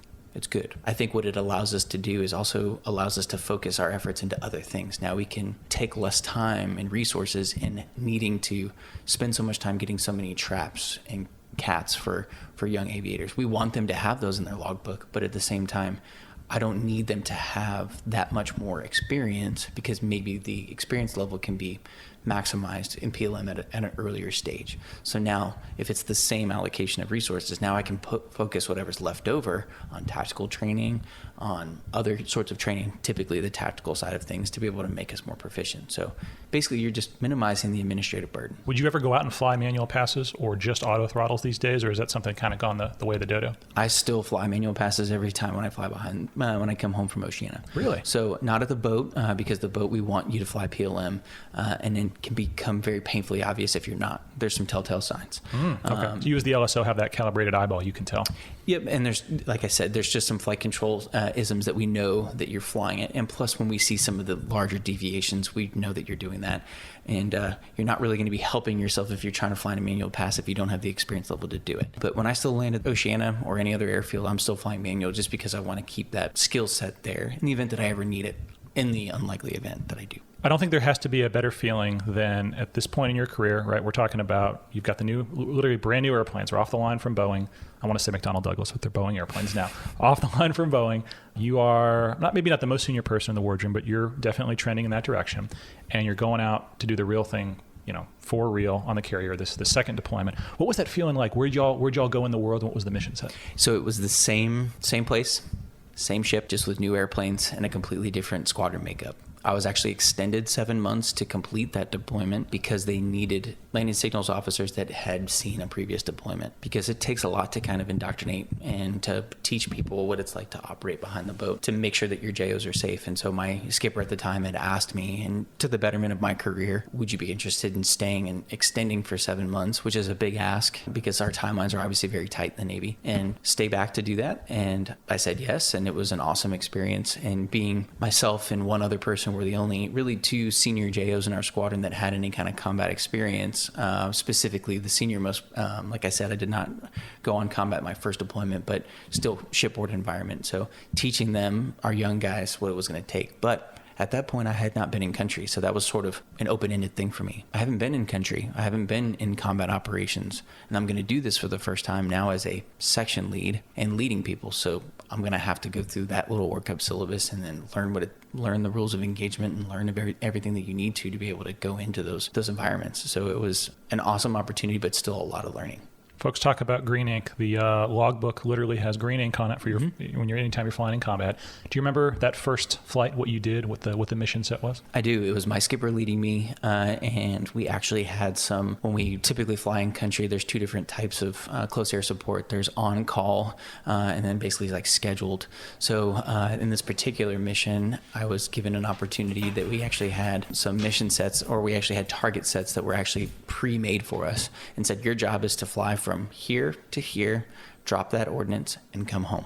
So from a building block standpoint, that's really pretty easy for starting. I say easy, but it was an awesome opportunity to be able to be led by my commanding officer at the time and to go through that and to really kind of have that first combat flight. And then after that, it's all right, you've seen it once. Now I want you to lead me, and I want you to lead my senior people in the squadron. And then now you're doing this in the on-call standpoint where you're just showing up and helping people on the ground. What was that first bit of ordnance that you employed? Was it the gun? Was it a bomb? It was a JDAM. JDAM, okay. When you press that button, you're releasing something that has very lethal consequences for the first time. What was that like? I can say that we have to check our systems, and I probably checked them 400 times, and I was not afraid to admit that. And the employment method was on pre-planned coordinates, so all very mission planned prior to. So all I needed to make sure was that I put myself in the right piece of sky and drop the ordnance in the basket, basically. So, but that being said, that doesn't mean that I didn't check it, like I said, 400 times. So we talked about the pickle button, in T-45s. There's kind of the, hey, you got to treat it with respect, and you're not. And we've been trained through all of our F-18 about validation. You always want to drop valid employments, but that process teaches you a scan. It teaches you a way to be able to get to the end state and make sure that you're doing the right thing at the right time. But you're right, like there is a lot of consequence at the end of it, but you're there to do a mission and you're there to do what's been asked of you, and you kind of have to operate within the ROE that's been specified for you. And if you do that, you kind of get to a point where you start to understand the process, or at least you start to feel more comfortable with it. But I don't think anyone ever forgets about what the importance of and what can happen if it goes right or wrong. Was it a feeling of validation? You've put in all this hard work for literally all these years, and now you're finally, no one will ever question, at least I certainly would not, you as an aviator. You've done the thing for real. I certainly have not. Many of us never will have that opportunity. Was it a feeling of accomplishment? It's still just a feeling of responsibility? What did it feel like to you? There is a lot of validation associated with it, and it does feel like something that, you've spent all this time training and learning to do, and you've been told from the beginning, like, this is something that could happen. And you have to think about where we are in the world in 2014, 2017 for that first combat employment for me. But you got to think about where we are at, and that's what most of our senior people have been grown up on and flown. It's like those are the mission sets of dropping ordnance and executing close air support and supporting those folks on the deck. To be able to fulfill that and to be able to reach that milestone is huge, and it is very validating, but it also, like I said, still carries a lot of weight too. But over the course of that employment, we had a lot of employments that were in places that we were in 2014. So the best example is that, our squadron had opened up some places in parts of Iraq in 2014, and we were closing up those places in 2017. So literally flying ourselves over the same pieces of sky 3 years later, and it looks completely different. The world's just different. Operations are different, right? In 2014, when they were going in, they didn't know where they were operating. They didn't have all the infrastructure that was there. And then you go 2017, it's a lot different. And now the jets are different too. You talked about on-call CAS. So you are, I'm guessing, probably not on the deck of the carrier, but you're probably airborne for some kind of a vol, some period of time. Mm-hmm. And then all of a sudden, you're going to get some kind of a controlling agency. Hey, contact these folks on this frequency, and we're off to the races. Is that kind of what it's like? Or is it obviously, I'm guessing every type of employment is different. Every type of call is different. But. Yeah, there's basically a flight schedule for the AOR, if I can say that, right? We call it the ATO, the Air Tasking Order, right? And it tells you basically from on-call CAS to the tankers to whoever, helicopters, you name it. There is a document that tells you where you need to be and where you need to be there. And the carrier is going to position itself to be able to get you to do that mission. And so it eventually devolves down into a flight schedule that gets posted on the ship. And so you go through that whole process and you basically launch and you have your administrative, I got a tank once I launch. I got to go into country and then tank there first. And you got to check in with everyone along the way, and you got to make sure that you're the right person and you're in the right piece of sky. And then once you get into the point, you have basically a window or a set of time that you need to be in that position to be ready to support, right? So you can imagine that they just break up that into digestible chunks based on the aircraft and where they're coming from. So, you might be in a stack with other airplanes, B-52s, F-15s, F-16s, other countries' airplanes, and you might be tanking off Australian tankers, Singaporean tankers. You don't know until the ATO comes out and you kind of parse the data and say, well, this is where I'm going and time to start mission planning. And you do that the night prior and you go out and execute the mission. You talked about in 2017, the first time you pressed the button. Obviously, now you've made it. But that first on-call cast, do you remember that event? Who you were talking to on the ground? What you were actually doing? Yep, I was, I think, also with my skipper, and because that's just the way that that syllabus kind of worked itself. And skipper was sort of a check ride, right? It's all right. You are a combat section lead by qualification, but let's see what you are in actual operation. So we were operating and executing our on-call cast mission, and it doesn't necessarily mean that there's actually people on deck that you're supporting that closely, but they might be in a position where they know where the target sets are. And so you show up and you kind of start talking to this JTAC, and he starts talking to you and telling you, hey, these are the target sets we're looking for. If you see something, let us know. You get your priority list, you divvy up your priorities. That's part of what you're kind of being assessed to do. And then you start coming up with things and saying, well, I can see this. This is what we think it is. They get maybe potentially another sensor in the area, and then they start saying, okay, this is something that we want to prosecute. And so we had a couple of those situations, and we almost dropped all of our ordnance on that first combat flight that I was leading with my skipper, and that was an awesome and pretty rewarding opportunity, and something that you come back and say, well, I was able to do it. Like you always ask the question, can I do it? And you've been trained to say, yes, I can, but then you actually go out and do it. That was a pretty cool experience, very humbling also too, because it's something that now I have to lead everyone else to do it. I won't always have that seniority as my wingman to be able to help me if I get painted into a corner or if I paint myself into a corner.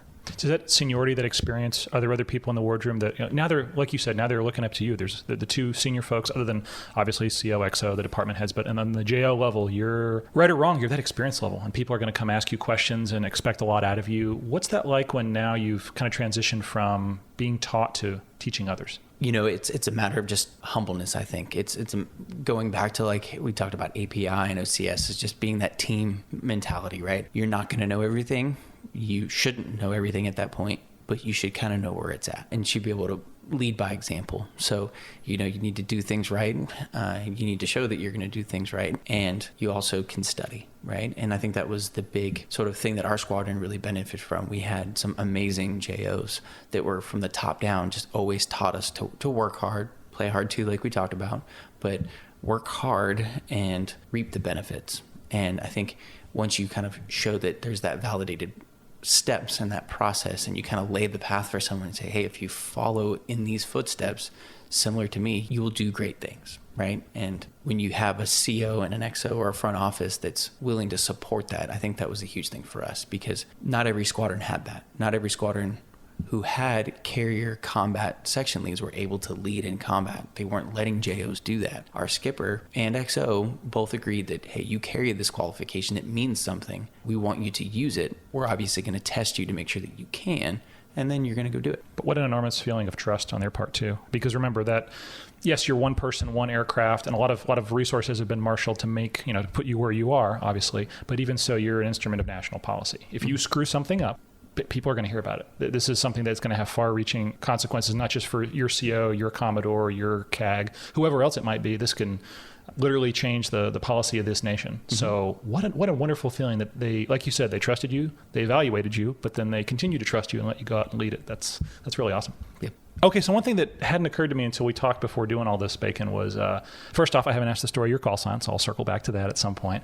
But second off, you were airborne on a pretty important day for naval aviation, because what otherwise sounds like a routine day turned into something pretty historic. So I know you were, I'm going to say involved. It was your squadron on your boat that was doing important stuff. So I was hoping maybe you could talk about that. Yeah, so we had the shoot down of the fitter that happened in the summer of 2017, which was the first shoot down in multiple decades, right? So pretty amazing opportunity. And I was actually airborne flying with a JO on a local ULT or unit level training flight, and we just happened to land, and there's a lot of feeds and chats and that kind of thing that happen.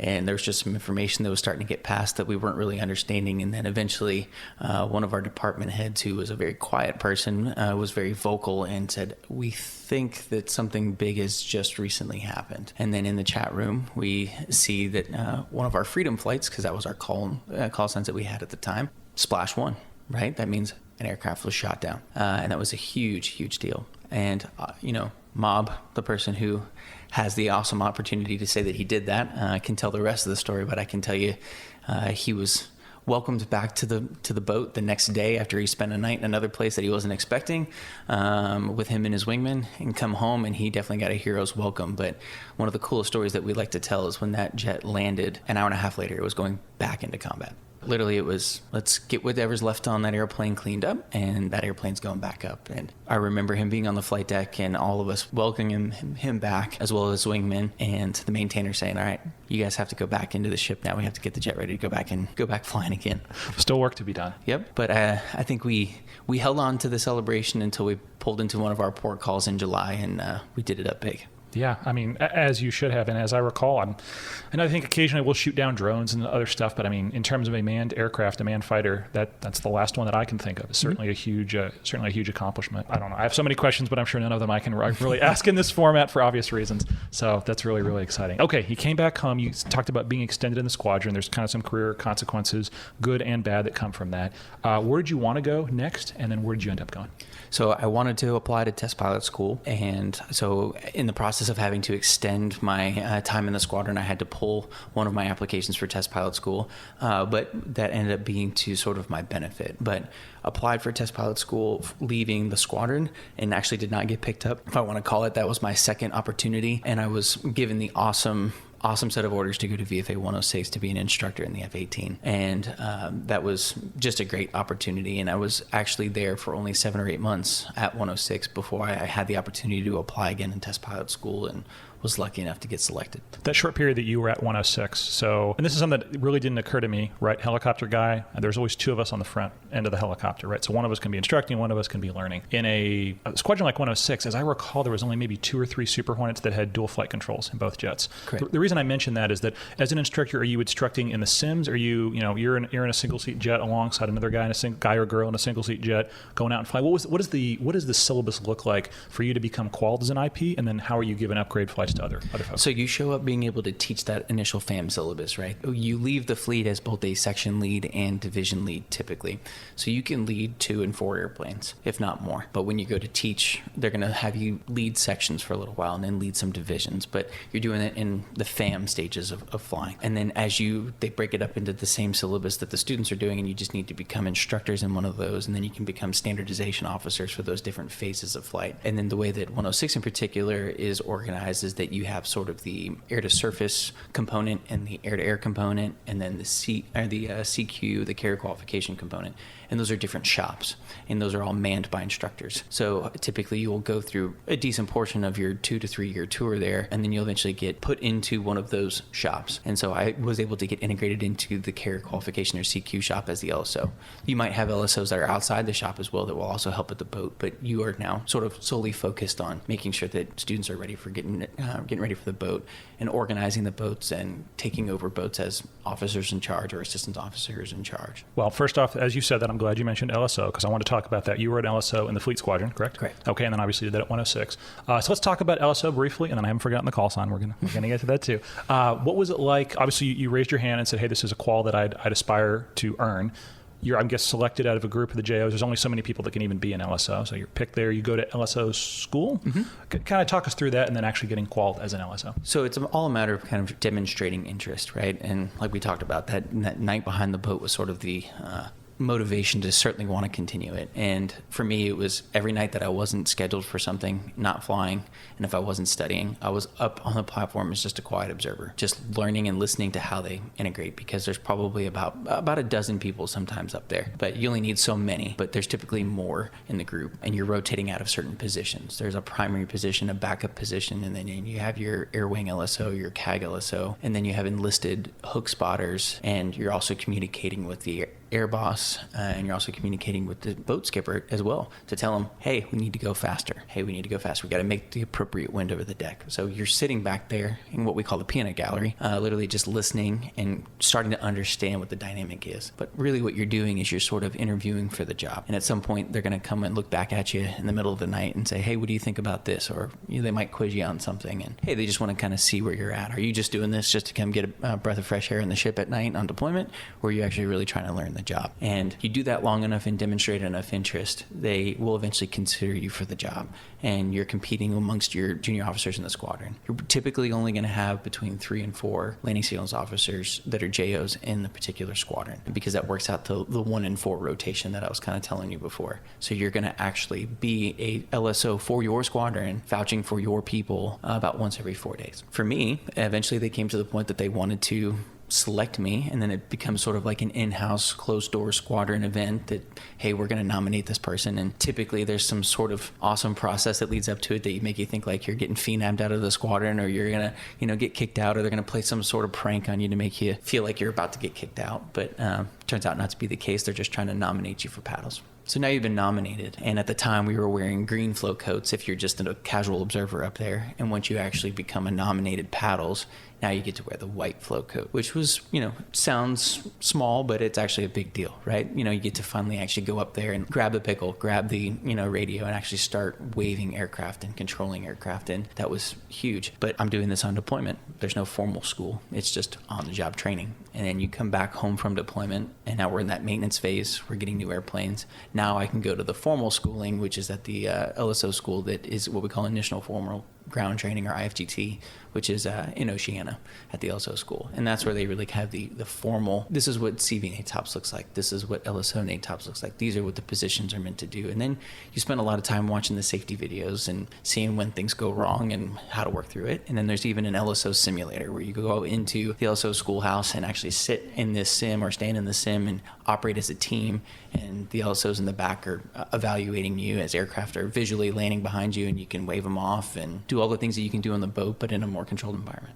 Broadly speaking, you see the guy with and I've actually seen multiple folks at times with, it's the pickle, right, overhead. So is it something of a position of authority or power when they have that over high, and then they've got the, I'm going to use the wrong terminology here, I'm going to say a mic, but basically they're talking. It's the radio. The radio, okay, that makes more sense. Talking into the radio, but I've seen multiple folks holding that arm up high at the same time. What's the kind of meaning behind that? So there's different positions, like I was saying. There's the primary and backup, and then your CAG LSO, and each have very specific responsibilities. So the primary, the one that is closest to the landing area, his responsibility is glide slope, and he is specifically looking out and only looking visually at the aircraft when it arrives at the start. And he is looking out and only judging or making calls based on glide slope. The backup LSO, who sits one or stands one to the right, is looking at basically the display and can see where they are laterally. Both of them have radios. Both of them also have pickles. Those pickles allow us to basically hit the wave off lights with a button. So if they don't like any of the parameters, glide slope or basically your lateral deviation, they can actually, what we call controlling center line, then you can wave the aircraft off. But the overriding person is the CAG LSO, who is there and can wave any airplane basically that is in the air wing. So he can override us on any calls. He can trump us on the radio. It's actually mechanically, so if he were to key the mic, it'll block out other people as well, because the buck stops him when it comes to safety. But anybody can wave an aircraft at any time for whatever reason. There's also another person that is there that's the deck spotter, that is watching the landing area and seeing if anyone crosses any kind of foul line, in which case then they can call wave off and anybody can press the button to do it. So you see where all the roles are and you learn each role and you kind of call the deck, as they say, all in an interest in mission just to get jets safely recovered, which is kind of a beautiful orchestra when you get to watch it, because it's all done without radio in combat, right? Or just in deployment ops, like day operations, we don't have to talk on the radio. We don't talk on the radio, because that in and of itself can make things unsafe if needed, right? Or if it happens. So pretty cool to see whenever it actually is kind of well-oiled machine. For sure. It sounds like it. You heard the phrase just in maybe general aviation, or maybe the kind of teaching that we do in T6 lane, wave offs are free. And the whole point there is that hey, if something doesn't feel right, take the airplane around, look at it again. As the way I understand it, the carrier wave-offs are not free. The LSO owns the wave-off. So basically, you're intending on landing until they tell you to go around, or you connect with the wire and actually come to a stop. Is that a fair statement? That is fair. Totally different mindset to me. My thought would be, if I see something that looks unsafe, I would take it around. Absolutely not. In the carrier environment, it makes sense that you would not, I'm not going to say trust the pilot to do that. You all see way more as the LSO than just that one aviator in their one airplane. Sure. Good stuff. Okay, any other good LSO stories? It seems like it's an incredibly exciting job. I'm guessing you've probably seen some crazy things on the back end of the boat. But either I've been the one that's providing the craziness, or I'm the one observing the craziness. But no, we like to talk about what's called the catcher's mitt, which is to the right on the outboard side, on the port side of the ship. So if there ever was a situation kind of like my first night behind the boat on my 2014 deployment, when they thought I was going to go into the back of the ship, you can jump into what's called the catcher's mitt, and then it's basically you jump off the side of the ship into this mat, and the mat takes you down into one level lower off of the deck of the carrier, right? So basically it's a chute. So after your first day of waving, you get to be the first one to jump into the catcher's mitt. So thankfully I didn't break anything. It's not uncommon for people to roll an ankle or do something stupid jumping in there. But thankfully, the catcher's mitt is something that people tend to forget about, but it's something that exists. It's a safety feature. What an awesome tradition. That's really cool. I'm told that, I don't know, the material, whatever it is, the cloth, whatever, that there's like a couple folks in the world that sew it, that actually make those for the Navy, for all the carriers that we have. It's a very specialized thing, and only those people do it. Mm-hmm. And without them, we wouldn't have that, out there. It's not something that can be, I guess, made by machines or whatever the case might be, the intricacies of it. So kind of another little random little tidbit of naval aviation culture. So, Okay, cool. So I didn't want to shortchange you there, but let's make sure we talk about Bacon. Mm-hmm. Call sign. Where was that first fleet tour where you earned it? Not the FRS, hopefully. Not the FRS. Okay. No. Call sign came from first JO tour. So in the War Party. Is there a good story there? You have your politically correct stories and your non-politically correct stories, right? But we'll take either of them here. Yeah. I have the skin complexion of a baby pig. So, each squadron has their own sort of tradition and how they want to do a call sign review board. But the particular day I had a previous call sign, and my skipper at the time said, not good enough. We're going to go ahead and get him a new call sign. And it was the middle of Strike Fighter Sports Week, which includes softball, golf, 5Ks, etc. So we're at our squadron golf tournament trying to support the team and, win all the prizes for Strike Fighter Sports. And what do you know? I don't put on sunscreen, and I'm pretty fair-skinned person, and so I burn up pretty good and show up to the call sign review board. And part of the process, they whittled down 6-7 months worth of call signs through a voting process into the last couple, and that one was a late add by one of the department heads, and I was none too pleased that it got added. And I made the standard mistake of saying, this is not the right call sign for me, and why are you doing this? And the second that I expressed a little bit of hate and discontent for it, naturally Bacon became the call sign. But to add sort of the nail in the coffin, they make you come in and introduce yourself with the top three. So whatever the three were, Bacon being one of them, introduce yourself as though like someone was calling the squadron duty office phone. And by that point, I just had an angry face, and there was no chance that I wasn't going to get that call sign. So that's how Bacon came about. It may have also helped that they found a picture of a baby pig that happened to be on the screen. So I think that kind of helped. I've seen some pretty detailed presentation. There's a lot of work goes into deciding these things. So it's a tradition. Awesome. I love it. Well, mine's my middle name, which is super boring. So I'm sure I'll do something stupid and earn something better one day. That's a good thing, though. Yeah. You haven't done anything to earn it. It was Buffalo Bill. And Buffalo Bill, I didn't like it, but somehow it did weasel my way out of it, I suppose. And that was in Bahrain, the washers and dryers are combined. And so the washer in ours was great, but the dryer was terrible. So it just basically steamed your clothes a second time. Mm-hmm. We had drying racks in all the rooms. And so I learned that if you put the flight suit in the hallway, you get that airflow going through it. So I had a couple flight suits hung up in a hallway. And one of our JOs was a little overserved one Friday evening and stumbled in, and he's trapped, in the flight suits and Buffalo Bill drying skins. It's not that imaginative, but it was mine for a little bit. So yeah, it could be way worse. Okay, test pilot school. That was, I think, the dream, something you were working hard towards for a very long time. What was it like getting selected? How'd you find out? Was it like an email or phone call? And then what was it like going to Pax River? So, through the multiple applications, naturally you start to kind of get more and more concerned. I really wanted to go to test pilot school and kind of follow in the footsteps of those mentors from Learjet. And, I knew that was the path. And when you apply to test pilot school, you're applying for Naval Test Pilot School in Patuxent River, Maryland.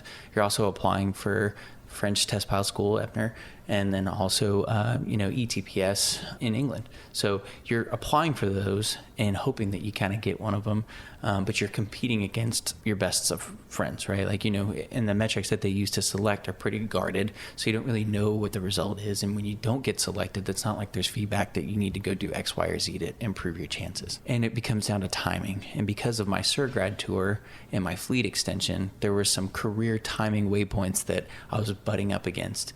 And I felt that the more and more, and the Navy would even agree, that the more and more that I had to keep applying and the more time that it took, the less chances I had of being able to get selected. So I applied for out of 106 as an instructor with all my qualifications, and my skipper at the time wrote some wonderful remarks, at least on the endorsement package, to be able to say, hey, this is the person that you need to go. And I really kind of respected that, because I was only in the job for a few months, and he was willing and vouching for me, right? So he took great care of his officers, his JOs, and that was sort of his mission from the beginning, and I got selected because of him. I think that when I did get selected, it was a rainy day in Oceana going up to Norfolk for a CQ det, because as us CQ, we'd always walk on because the students fly the jets onto the boat. And I got that morning, one of my buddies said, hey, skipper called the ready room and said, we need to talk about your flight last night, and we need to figure out what happened. I said, okay. I don't really know what he means by that, but naturally I walk up and talk to the skipper, and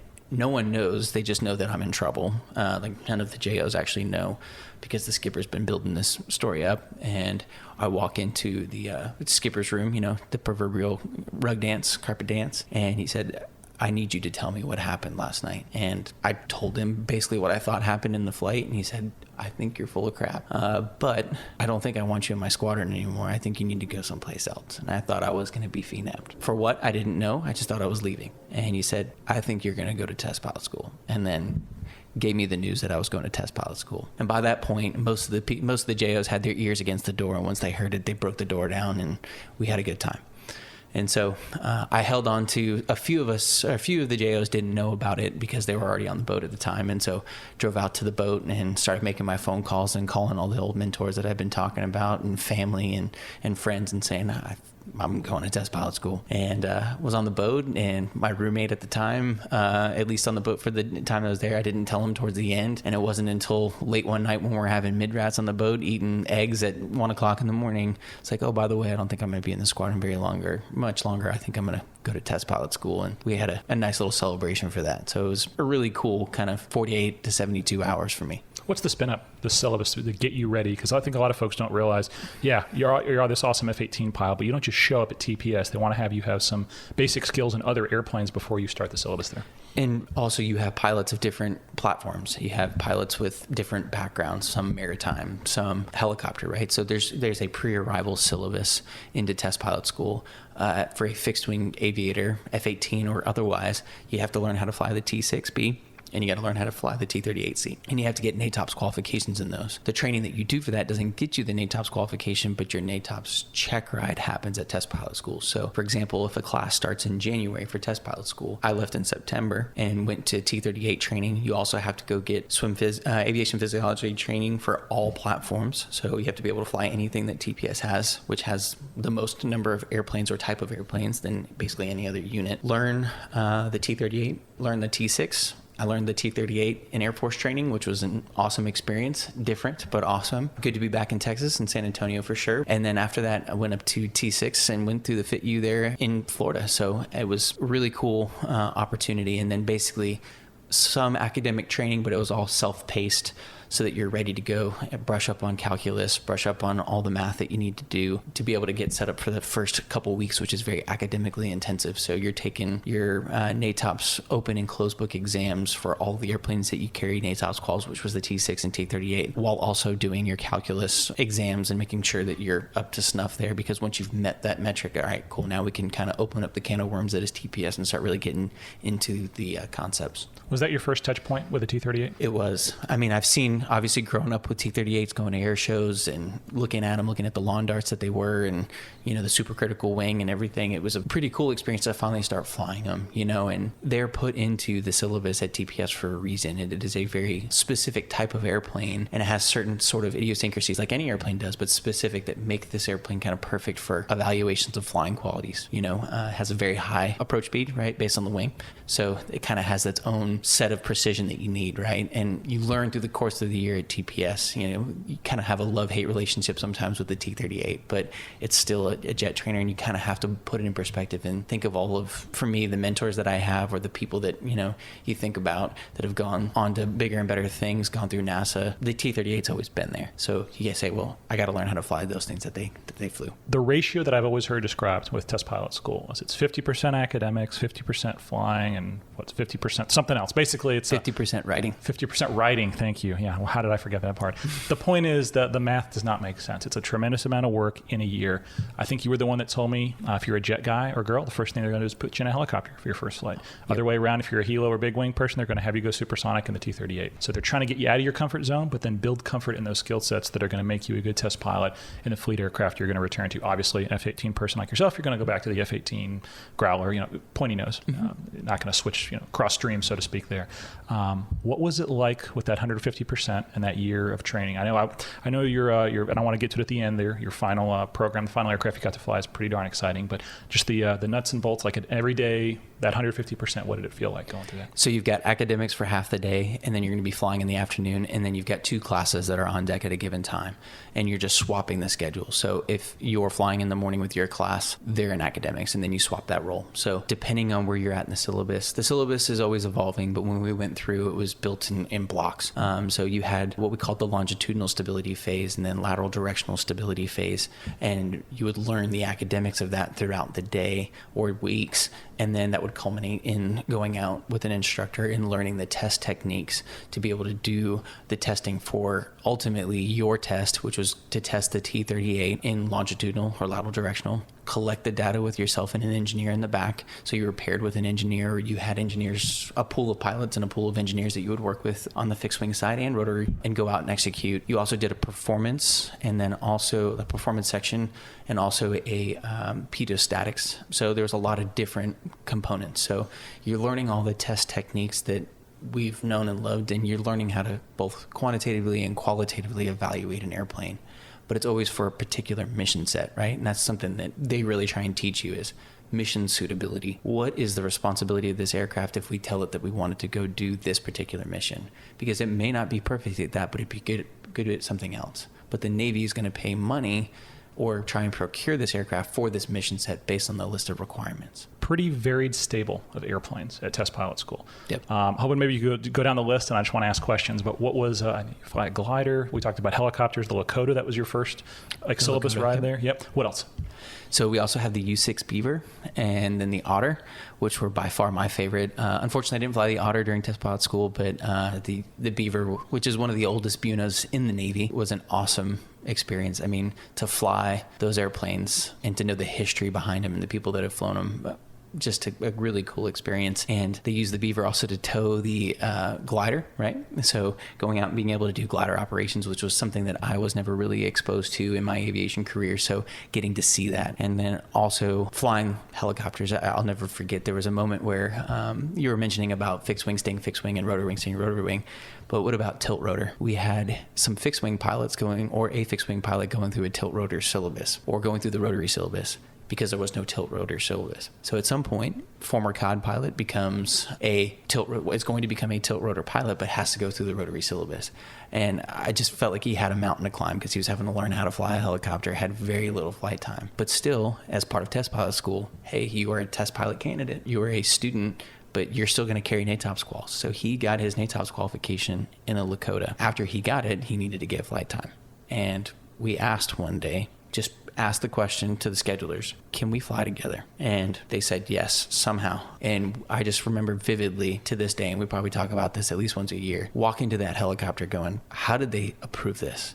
And we went out and he taught me how to hover. He taught me how to do pedal turns. He taught me how to do things that I've never seen a helicopter do before. And it's a testament to the training that he received. And it's Navy training, Navy and Army training, because there are warrant officers at the schoolhouse that teach there. So anyways, it was just one of those cool moments where, wait a minute, I have a COD pilot and an F-18 pilot flying into Lakota with no instructor or other adult supervision, right? So probably one of the coolest moments of my test pilot time. Where else do you get to do something like that? Where else? Yeah, that's so cool. Other airplanes, I think B-25 was on the list, right? Yep. So there is a part of the syllabus that's called the QE, or Qualitative Evaluation Syllabus, and that's where we get to bring in outside non-TPS aircraft on a contract. So extra 300, maybe B-25 has been a stable there for a long time. A bunch of different types of airplanes. I got to fly the P-8 as well, which is cool. You know, just a myriad of different airplanes that show up, and it's different from class to class and year to year. So you might be lucky enough. MiG-15 used to be on the syllabus, so it's just a matter of what's available. And so being able to fly the B-25 and climbing in that and going out and taxiing and flying that airplane was something that I think any aviator should do, and something that I will never forget. That's really cool. I think Panchito, is that the one up in Delaware? That's right. Yeah, I got to hang with some of those folks at Sun and Fun at the air show.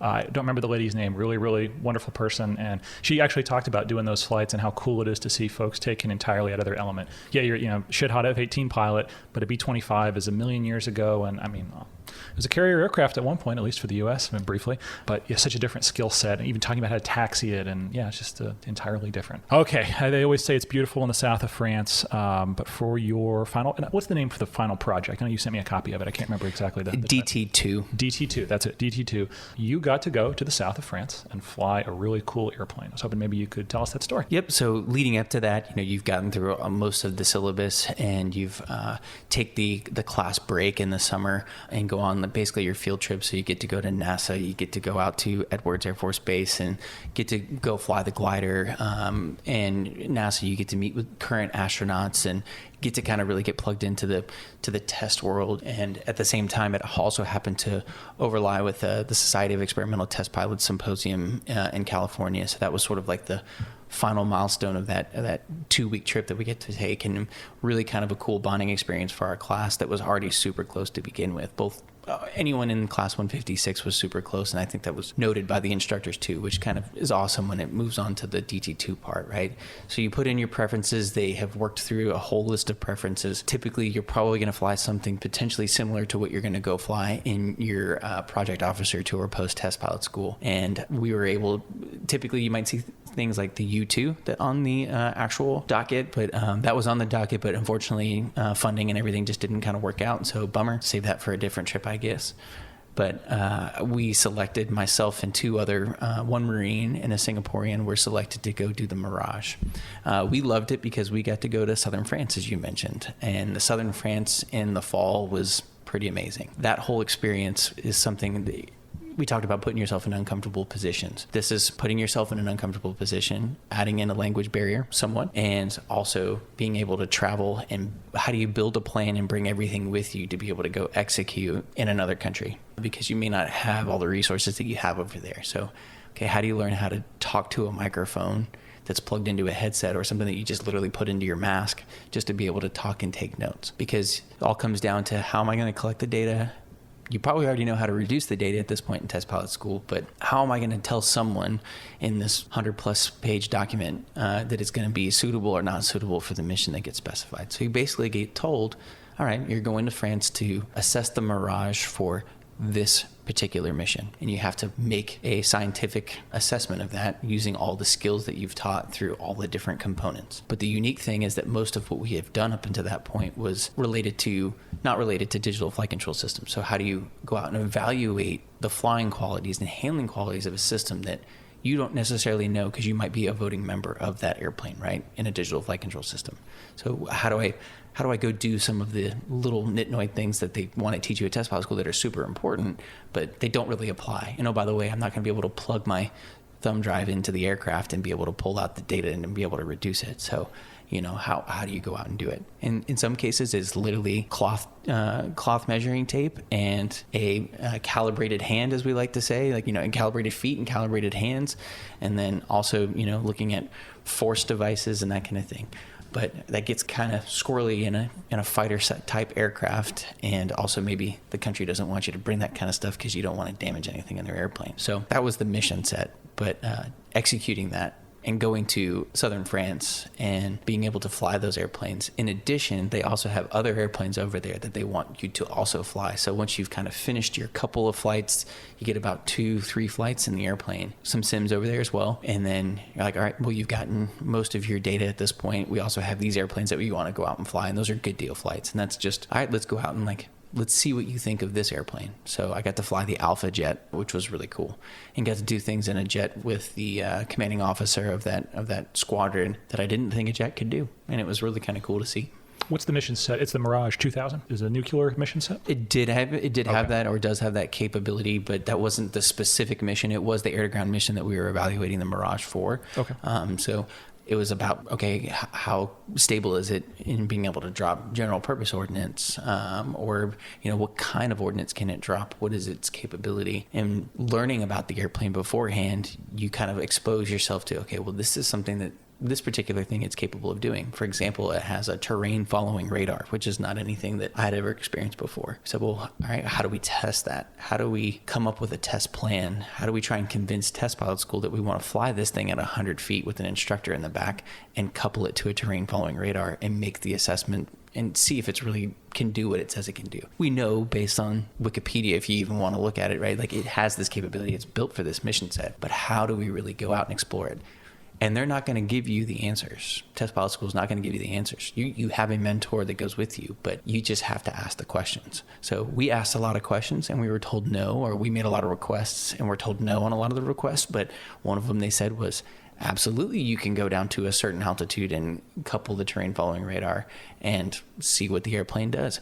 Tell me what happens when it fails. And that's what we wanted to go out and test. So to paint the picture, at some point we actually were able to get HUD footage recorded with audio, and it's me going through the southern parts of France with my wingman, and we are following southern France, basically low altitude, and flying over some of the most beautiful country I've ever seen. And you're getting paid to do it. Right. What an experience. That's really cool. So you wrap things up in France, back over to the U.S. That's DT2, like you said, you passed. And let me also be clear. I have, so Army sends their folks to PAX. I have some friends. I have one friend in particular that did not pass test pilot school. He had some other stuff going on in life. But the reason I mention that is it's just because you attend does not mean you graduate. This is a high set of standards. They want a lot out of you. But then you're going to give a lot back. And you're going to give a lot back specifically to VX-23. Mm-hmm. So did you already know you were going to VX-23 when you finished the program? Yes. Prior to finishing the program, they kind of tell you where you're going to go. Where are your options? Where could you have gone? So VX-23, staying in Pax River. You can also have VX-31 out in China Lake. And there's also VX-30 that's out in Point Mugu. Okay. What do those three different squadrons do, just broadly speaking? Sure. So historically, Pax River is more flying qualities, aircraft flight testing. You have weapons testing. So the weapons division is China Lake. And then the mission planning aspect, VX-30. So some of our mission planning systems and those PMAs are out there in Point Mugu. So all the things that we use to basically prepare for our missions and then to communicate with the jet through some of those devices. Where'd you want to go and why? Well, I really wanted to stay in Pax River and go to VX-23, again, going back to the landing signals officer, because I wanted to try and see if I could get involved with the carrier suitability testing, because I think that's just a super interesting, naval aviation and carrier naval aviation is such a unique set, and being able to go out and evaluate aircraft carriers and certify aircraft carriers and its landing systems was something that I was super interested in. And also I know that the whole aircraft and being able to fly and test things, they also did a lot of weapon separation testing as well. So, when you're talking dropping ordnance or going out and landing on the boat in the same week, which happened pretty frequently, you can't say no to that. Yeah, that sounds like just a really terrible job. Yep. Is there stiff competition for those of you that are getting out of TPS? Or do folks kind of find their way, hey, I want to be a 23 guy, I want to go to the West Coast and be a 31? But is it something where people naturally find their way to those places because of their personality maybe, or are y'all fighting for those very selective spots? You're communicating that via your initial TPS application. So you put that you want to go to VX-23, you order the squadrons, you rank basically the squadrons that you would like to go to, and then they make the selection for you. So there's really no competition or discussion amongst the test pilot students at the time. Okay, you already already have the preferences in. Makes sense. Okay. You're at VX-23. What were you, a program officer, program pilot? What's the project officer? Project officer. I wasn't even close. Project officer. What are you a project officer for in your time at VX-23? So VX-23 has different departments.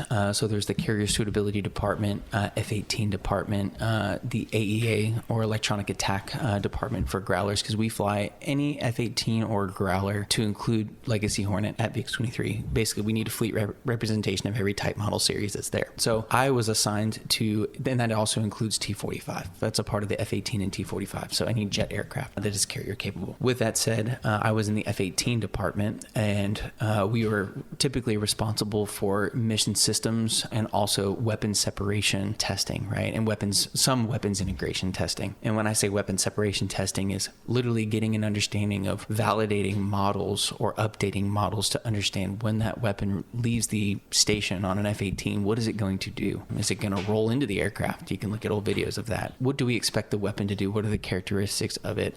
And how do we modify the F-18 for a particular weapon to be able to support that weapon, right? So I would say those were some of our mission objectives of those. I was also working towards an OCF or out of control flight instructor.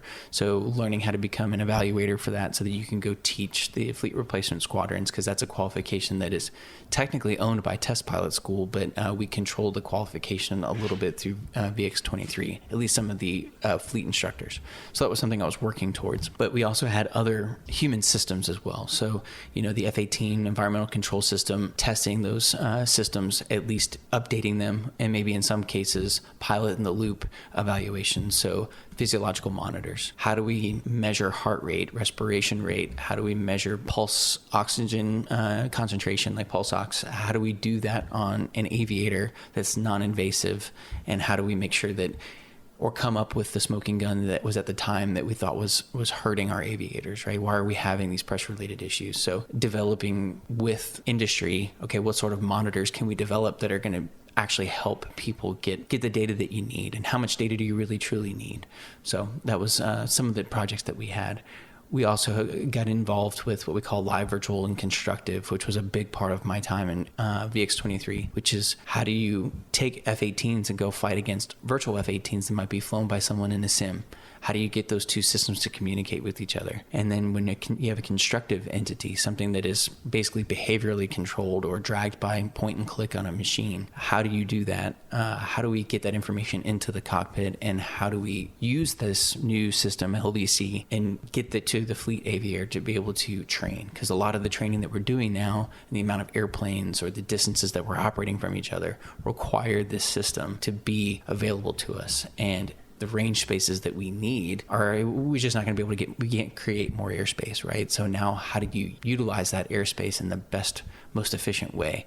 And how do you also train with these systems that maybe you don't necessarily want two airplanes pointing at each other to do? I'm told there's stuff in the sims that we don't want happening in the real world. And so the ability to meld all that together, in a much more secure manner, even that level of, I've never talked to anyone that's been part of live virtual construct or any of that. So it's really kind of exciting. Everyone says it is the way of the future. Do you believe it really is? Like, the only choice going forward? Maybe I'm the Luddite, but a lot of people have to do it in the real airplane for real, or how do you actually know? But it sounds like so much of flying the airplane is flying the sensors and flying the system at that level of interaction. I mean, flying the F-18 itself is not difficult. It's how do you tactically operate the aircraft, right? And how do you do that with your wingmen?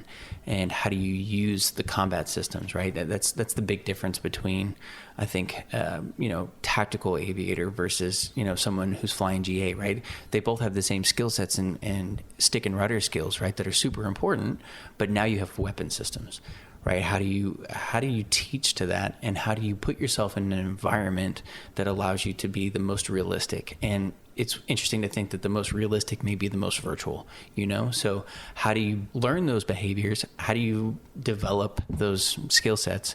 You don't necessarily always need metal to metal, right? And you don't always need those kind of skills. You certainly need this skill set, but you don't necessarily need to have two airplanes airborne or airplanes pointing at each other, like I said. You talked about OCF, out of control flight. I am, big air quotes here, super impressive, an OCF instructor pilot in the T6, not a big deal. I said that jokingly, had some really great mentors downstairs in the FITU that took me up on the flights and got me the qual. We always say in the T6, idle neutral saves the day. Go to idle, get the controls to neutral, and not where you think neutral is, but where neutral actually is. then wait and let the airplane come out of that out of control flight. Sometimes, the longer you've been in it, the more inertia you have to literally wait for it to break up. And then I don't know, it's kind of interesting. Time dilation, things happen quickly in a spin or out of control flight, and just trusting the inputs and waiting and then letting the airplane fly itself out. I'm told, and I have no knowledge, but I'm talking to an expert now, so that's kind of cool. I'm told in the Super Hornet, a lot of times you just take your hands off the controls and let the airplane be smarter than you. Is that a fair assessment for OCF? Yep. Step 1 is controls release. And just let it find gravity and find its way home. The flight control system is very robust, and it's something that has been developed throughout its history, but specifically just trying to take whatever component it is that's created it, right? Like, you're departing from controlled flight. Your inputs are no longer giving you the result that you expect. And even as I always say, a voting member in an F-18 or whatever digital flight control system, those inputs, if they're not getting the correct result that you're expecting it, you've departed controlled flight. So at that point, give it back to the computer. Let the computer figure out what it needs to do. And all it's trying to do in the F-18 is turn yaw rate into an angle of attack. It's just trying to take it, right? Because that's really what a spin inherently is that you have stalled the airframe or stalled the wing and you have yaw rate. So how do you get rid of those? Well, you got to break AOA or you got to stop your yaw rate. And you have this flight control system that is measuring this, not necessarily directly, but is then going to make a decision and then tell you, hey, you should probably put your stick in this direction or this direction. And if you get it to that part of the spin, then now that's when the spin recovery system is going to help. And so it is a lot of trust and faith in the system, but I can tell you it's the only way that you can save an airplane like that. And that's just the inherent design of a fighter, right? Like, you only get the maneuverability out of an F-18 by flying it on those narrow margins, right? It's not meant to be stable. We use digital flight control systems to make it stable, right? And it's an apparent stability, which is what we always talk about. It's not actual true stability of the airframe, it's apparent stability because the flight controls are just taking over. If you lose the flight control system, the airplane's not flyable. Makes sense. Yeah, I never would have thought of it that way. When you're giving that qual to others, is it like a recurrency thing? You have to have an OCF, I'm guessing, for fleet aviators every so often? So the actual qual itself, like I said, we were creating OCF pilots, and I was in the OCF training syllabus.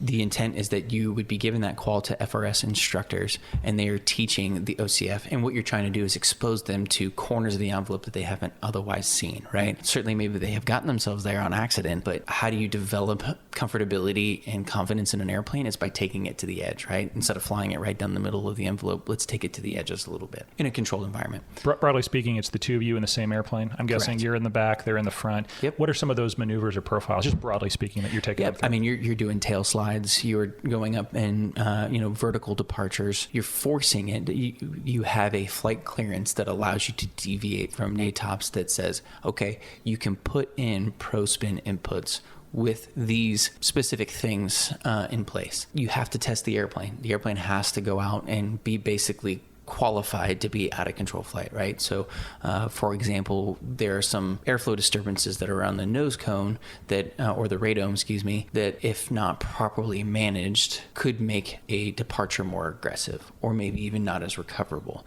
So you have to go out and make sure that that aircraft is actually truly capable of doing OCF to be able to get the results that you want. Otherwise, you're increasing the risk. And the intent is, again, exposure for the pilot, because you're going to find yourself there. In basic fighter maneuvering, there are going to be moments where you are flying on the edge of the envelope that the airplane is designed to fly, and that's where you're going to be max performing the airplane. If you somehow were to go beyond that point through pilot input, most likely, okay, how do you safely recover, and what does it feel like when it recovers, so that you don't misinterpret or misdiagnose your problem, exacerbating your issue, and maybe resulting in some sort of situation where you have a mishap.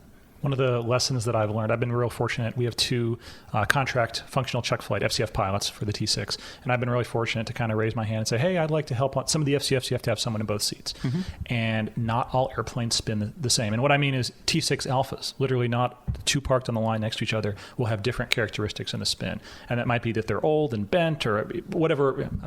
Maybe I shouldn't say it that way, but every airplane is just rigged a little differently. There was an airplane recently when a spin, it was a side-to-side oscillation that was increasing in amplitude in the spin.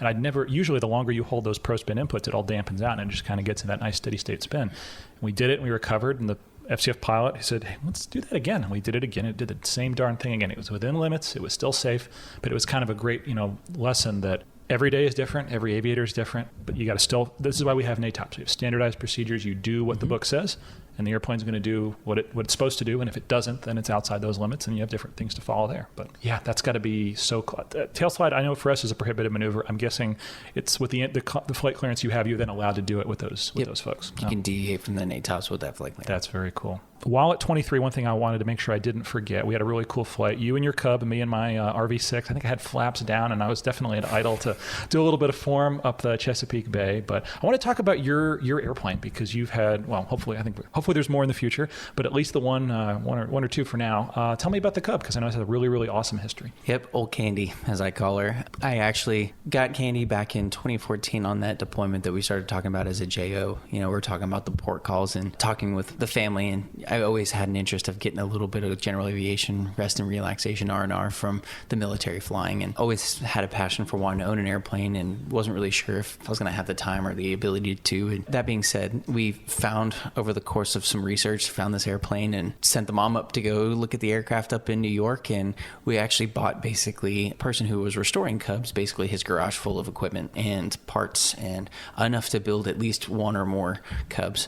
Picked the best of the components, had them all shipped. We did have the airplane covered before it came down, and then when it arrived in Houston, delivered via truck, turns out while I'm still on deployment, they looked at it and said this fabric job is either covering up a lot of problems, and also the fabric job was not really done very well. So the decision was made in 2014 to go to parade rest, take everything down to metal, and start over. And so with the help of our awesome mechanic in Houston and my mom and her desire and ability and interest in wanting to restore this airplane, and my dad's mechanical experience, they were able to restore the airplane. And whenever I had holiday leave periods, I would head back to Texas and help cover up a wing or work on some sort of component. And over the course of about 3 years, the airplane was restored. So I took it to the flight in 2016, 2017, and it was completed and flown with my mom and I for most of the flight from Texas to Virginia Beach in 2018. What a flight that was over several days, obviously. Yeah, it took about 1,300 miles, 11 stops, and 4 days. So mom made it for half the trip, and I flew the last half myself. And what better way to learn an airplane than 4 days and that many hours of flying? Low and slow. I think it's really interesting. You and there's several other VFA folks here in the area that I remember. You guys fly F-18s, probably the fastest thing the Navy's got out there that we know of. And by the same token, you guys all have Cubs or Super Cubs or Cherokee, low and slow kind of airplanes. Yep. And I wonder, does it make you a better aviator to have both ends of the spectrum, to be able to think at both speeds? I think it's more of a passion thing. I think we all love aviation.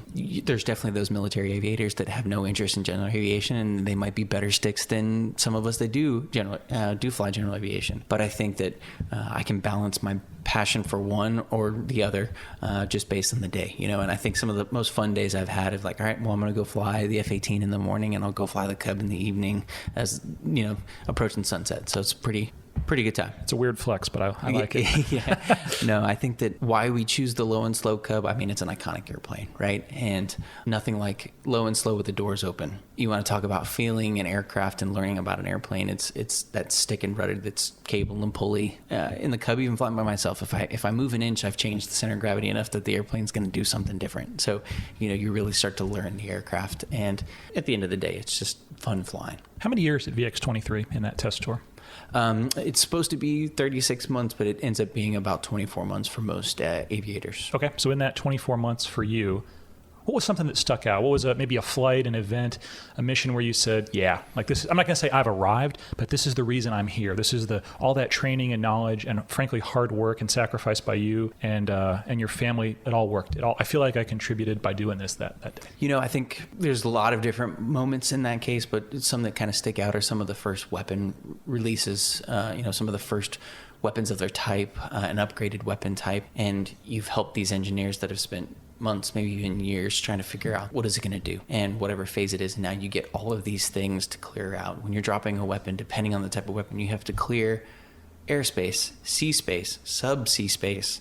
You got to move all of these parts together, and you're coming in probably on a random time on a Saturday or Sunday when no one else is supposed to be flying, and you're helping the team get to the end. I think that's like you're only just the top of you're just the operator, right? What am I? I'm a data collector at best. And One of them in particular was the integration of a particular sensor for a foreign military sale in F-18, and going up to altitude, and I have a dedicated C-130 tanker sitting off the coast of Pax River, and my job is to go as high and as fast as I possibly can over techniques that I've had to learn through the engineers and through the test pilots that are working for Boeing to get to this particular speed.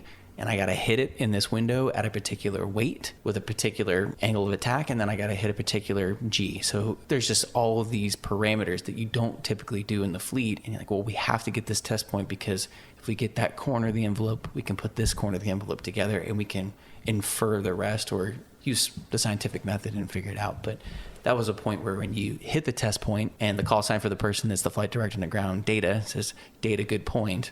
I think that was a moment where you're like, wow, okay, that is really cool. I've finally been able to go up and do something and kind of really meet all of the objectives that I kind of set out to get before I even joined the Navy in the first place. I don't think it's really much of a secret that folks that have graduated from TPS that have gone on to be, test pilots themselves end up in really big places, important places, literally on the moon. One could say that legacy started at Pax River. Is it something that weighs on you, or is it something that you're just in the minutia of the day-to-day, you're just trying to do the very best job you can do, or is it something that the footsteps you're walking in have led to? I'm not saying you or I or anyone else, but that's the path, right? Is it something that, like I said, is it part of the day-to-day, or is it something that just kind of maybe you feel that sense of responsibility and history flying at that base and being in that airspace? You're always kind of reminded by the history, at least in Pax River, because there is so much going on. And for example, VX-23 sits right next to a seaplane basin, and you can think about the types of airplanes, whether they're on a stick or not in Pax River. There's also a beautiful museum right outside the main gate to kind of remind you of what is the pedigree and the history of orange and white flight test. I don't necessarily think that any of us think about that on a day-to-day, because we want to make sure that we do the right job. And I think there's a level of motivation and a certain type of aviator that wants to go that route. And when you build an entire squadron of those people, it's some of the coolest people you get to work with on a day-to-day. And it's a really cool opportunity to like, hey, what are you working on? What are your projects right now? Or, hey, can I help you with your project? And it's literally, there's only so many of us. And it is a small subset of naval aviation. And it's a dwindling one at that. So we need to make more test pilots. We need to make more project officers. But you have to share that workload. And you can't do that. And you're not really doing all of the project yourself. And you have this huge team of people. So let's get them qualified. So I think that you see the pedigree and you see the history coming into work. And once you kind of get into that barrier and log into your computer, you know what the day is going to be like. And every now and again, and not every flight at VX-23 is a test flight. Sometimes you have to go up for familiarization flights, or you get to go up and do fleet type things, go fight BFM, maybe go out and do an out and in. I took a jet up to Oshkosh one year. So doing the things that I love in general aviation and bridging that gap a little bit too. And you get to realize that it's pretty cool. There's a cool path that the people that you mentioned have sort of paved for us. And it's now like, how do we take that path and take it to the next step? Like, let's continue that. On that kind of trend, thinking of others, for those at the beginning end, and I'm talking about maybe people thinking about going to OCS or maybe early in pilot training that one day aspire to be a test pilot in whatever, be it a helicopter, a jet, maritime, whatever platform, or be a flight test engineer. You've seen enough of it all and done the real thing. What would you tell those folks? What are things I don't know, go out, get your instrument rating or time in different airplanes, or what are things you would recommend pursuing that you think in retrospect make you a better test pilot? You can't teach the passion, right? So I think there has to be a passion for it, right? It is technical flying, but it is also, if that's the route that they want to go, right? If you're talking test pilot school, there's a certain level of academic knowledge that you need to have or should have. Not to say that even you don't always necessarily have to have a technical degree, but having that technical degree will certainly set your package above others in the application process. And those requirements ebb and flow. So I wouldn't get too hung up on that sort of detail. But if you're interested in technical flying and understanding the peeps and squeaks of something, that was always something like when I select something in the cockpit, the pilot vehicle interface, if I touch something, I want to know what is happening, like what linkage is moving, what button is moving, what electron is doing something. If you have that kind of mindset, I think that you've already got 2 or 3 steps in the right direction, because you always ask the question of why. And I think test pilot school asks you to ask why, but then they teach you the tools of like, okay, how do you answer the why? And if you show up with that mental rigor and also the academic rigor, I think you're in good shape. But the passion for aviation has to be there. Otherwise, it's just a job. I feel like sometimes we forget that. Sometimes in aviation, military aviation, there are certainly days that you're coming back home from a fight in my current job, or coming back and you're like, this is pretty cool, and we're really happy to be here. But there's the other days too that, like, the monotony and the administrative burden of the job kind of detracts from why you really came here in the first place, is that you love flying. So after VX-23, after that successful test tour, the Navy's going to get you back in a department head role. They want you to be a leader and then bring that knowledge from the cutting edge of what the fleet's been testing back to the fleet. Mm-hmm. So where'd you go, and what are you doing now? Yep, that's my current job. So I went from VX-23 to VF-81 Sunliners, who said Sunliner, in Oceana, and I'm a current department head. So basically left in 2021 and deployed in from 21 to 22. So, and the idea being that, like you said, you're bringing that skill set, a little bit, the test pilot knowledge, and merging that with other aviators that are coming from the FRS. It doesn't even have to be the FRS too. It can be people from VTs. You can even have people that have gone on to Top Gun, and they're there for training officer and department as well. So it's sort of a melding of a lot of different skill sets. And the idea being that you're kind of going to well round the squadron out as sort of, and you're expected to be sort of the technical expert in your squadron and NATOP's knowledge expert specifically of the aircraft. Never mind the fact that points of contact that you bring to the fleet. And I can tell you on several occasions the reach back that I have to the test community to get questions answered quickly and effectively, even in a combat environment on deployment, just to understand what this problem is, or why is this the way that it is. Because we always talk about speed to the fleet with technology, and I might be that person that knows the person that worked on it, or at least I can get in touch with someone that knows it. And then in that same link, you've got people that have built the tactics that we are now employing, that are now department heads. And then we have people that were now the FRS instructors that we're teaching the young JOs that are there now. So now you have all of these different skills and people that come from a different cut or a different patch that are now in the squadron together. So it ends up being a pretty cool kind of melding of people. You mentioned your deployment. I definitely want to make sure we talk about that. But I also know you've been in some of the big jobs. You were the maintenance officer. You're the OPSO now at the squadron. What's it like interacting with maintenance and working to get, like we talked about when you guys come back from a deployment, the airplanes go to other places and things are a little bit quiet, and then you get those airplanes back and you get ready for your next workup. What's that back and forth like, working together with those maintainers? I think the Mo job was that point that we talked about of the leadership that you get in naval aviation that you may not get in other services, because your unit, VF-81, is going to move together. So your 230 plus people are going to go together, and they're there to meet the mission. So pilots, maintainers, ground officers, enlisted, everyone is all moving together. Wherever the unit is, they're there. So you move as a team, which is slightly different, like I said, from other services. So when I finally get to take the MO opportunity, the maintenance officer position, and I'm responsible for the maintenance department, you finally get to work with these sailors on a close basis, and also get to help manage their career timing and make sure that they're experts on whatever subcomponent or skill or whatever trade it is, be it airframes, power plants, electronics technicians, electricians, etc. They have those skill sets, but maybe they need assistance in their career progression, or maybe they need assistance with trying to get to the next level. Maybe they want to become an officer. As the maintenance department head, I get to be the one that helps push that sort of mission, and I get to build sort of the path and kind of set the policy within the department to say, oh yeah, well, we're going to do things by the book, of course, but we're also going to take care of our sailors. And how do you take a squadron, and I was Mo for about half of deployment, and also making that transition to maintenance phase. So how do you go from working 16 plus hour days to, okay, now we're going to work 8-hour days, but we still have airplanes to maintain. So what are the problems? And it's a different problem set, and it's a problem set that you don't really experience as an aviator until you get to that role. And you're like, okay, wow, they have a complete different set of issues. A perfect example, we have enlisted come in and check in with the department head every single day as part of their check-in process. And one of my young sailors was sitting with me, and he said, I just happened to ask him, I said, well, what are you sort of into, or what do you like to do? He said, well, I like to play video games. Great, there's a lot of people that like to play video games, that's awesome.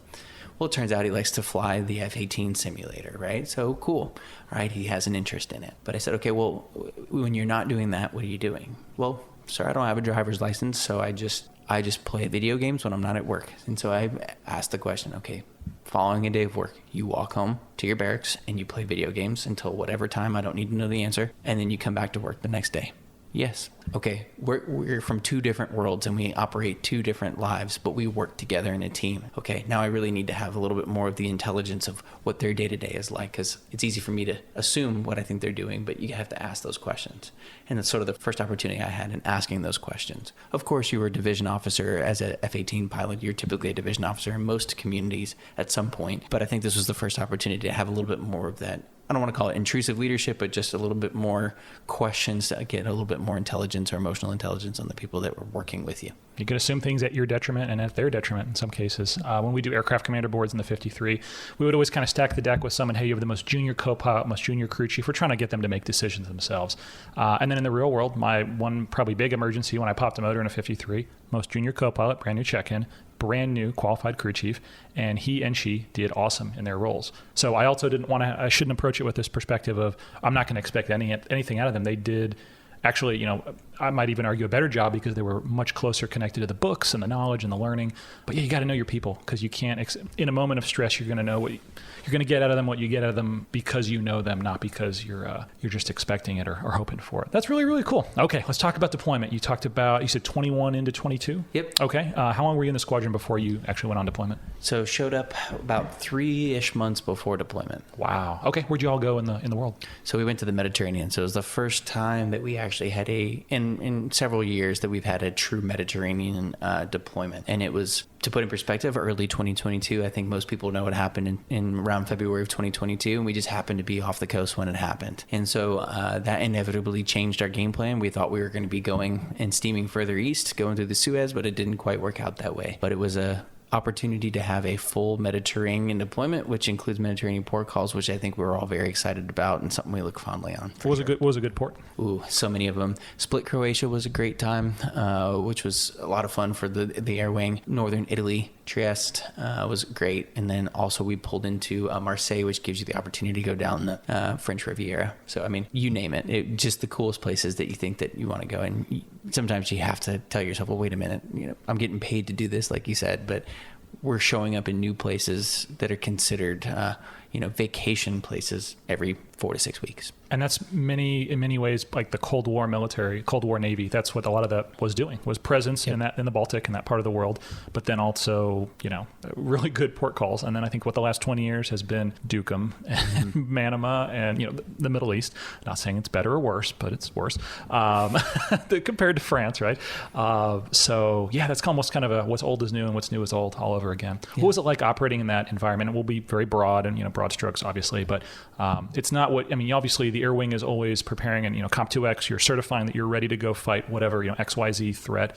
The way I'm told Top Gun, we don't talk about threat nations, we talk about threat systems. So you're certified to go against whatever that might be. But again, like you said, you were expecting to go into the Gulf, the NAG, the SAG, the CAG, and then now you go somewhere else. Was it a big mindset, or is it that flexibility that naval aviation brings? It was just like, okay, here's where we're going to be.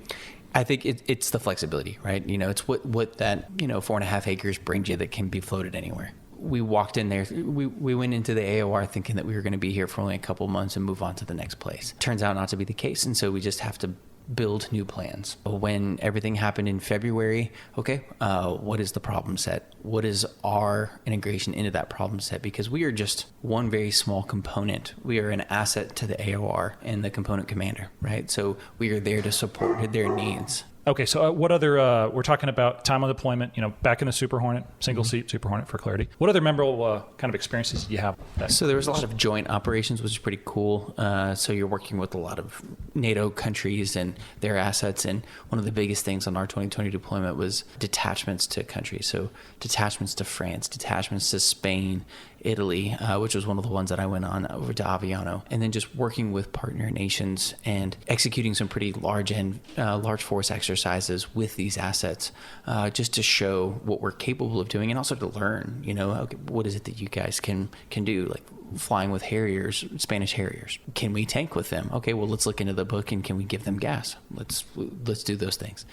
While also simultaneously supporting roles in country as well. So it was really kind of cool, the different types of mission sets. But like we talked about some of the outreach, but for me, I have to say one of the most memorable moments was landing on the French carrier, the Charles de Gaulle.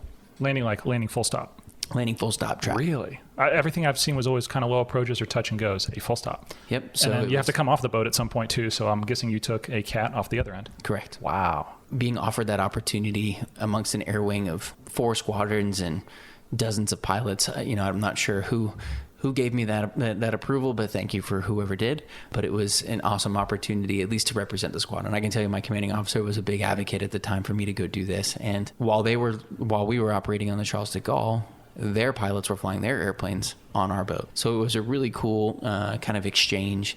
And for them, they're the only other service that kind of operates as we do, both day and night operations, right? So very, very cool opportunity to go out there and trap. And then I just remember two of us that land on the carrier there, and we're hanging out on the Charles de Gaulle. And once we kind of get into a point to try and get just some fuel, or actually we're just kind of sitting off to the sideline. We're sidelined there for a little bit. And then all of their maintainers come up to the aircraft and are handing me patches, and I'm taking patches off of my flight suit, not really prepared for this evolution. And so I'm basically stripped of patches by the end of it, but I've got a whole bag's worth of patches that were handed to me, which was pretty cool. While also I would say too, pulling up to the catapult for your first catapult, and you look down and the signals are different. You kind of know that you're in the carrier environment, but it's just different enough. And then you see some of the shooters and some of the maintainers that are from our service that are out there and wearing their jerseys, and they're learning too.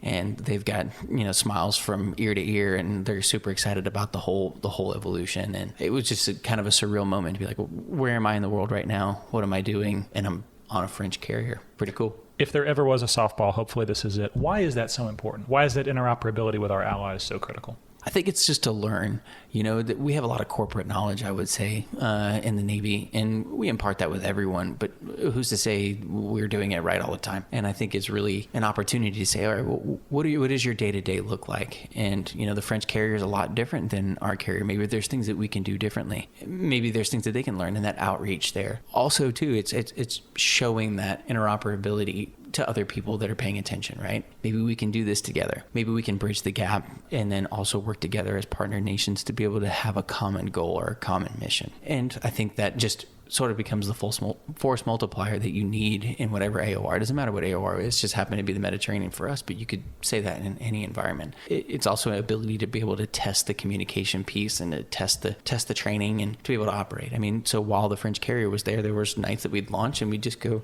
fly over to their ship, not land on it, but fly with their pilots and fly against their pilots. And we were briefing over phone, and debriefing over phone and talking to them about what we were learning, and it was just a really cool opportunity to be able to just learn from different people. Okay, before we wrap up your time on the most recent deployment, any other cool moments, things that were definitely memorable? Well, certainly it's always the awesome port calls and like I said, the vacation places. But when you spend enough time at sea, you get sort of what we call like a steel beach picnic or a steel pier, depending on if you're pulling in or not. But for those that don't know the term, could you kind of unpack that a little bit? So with enough time out at sea, you're supposed to have a day off, and sometimes that's being able to get some food or drinks onto the ship, right?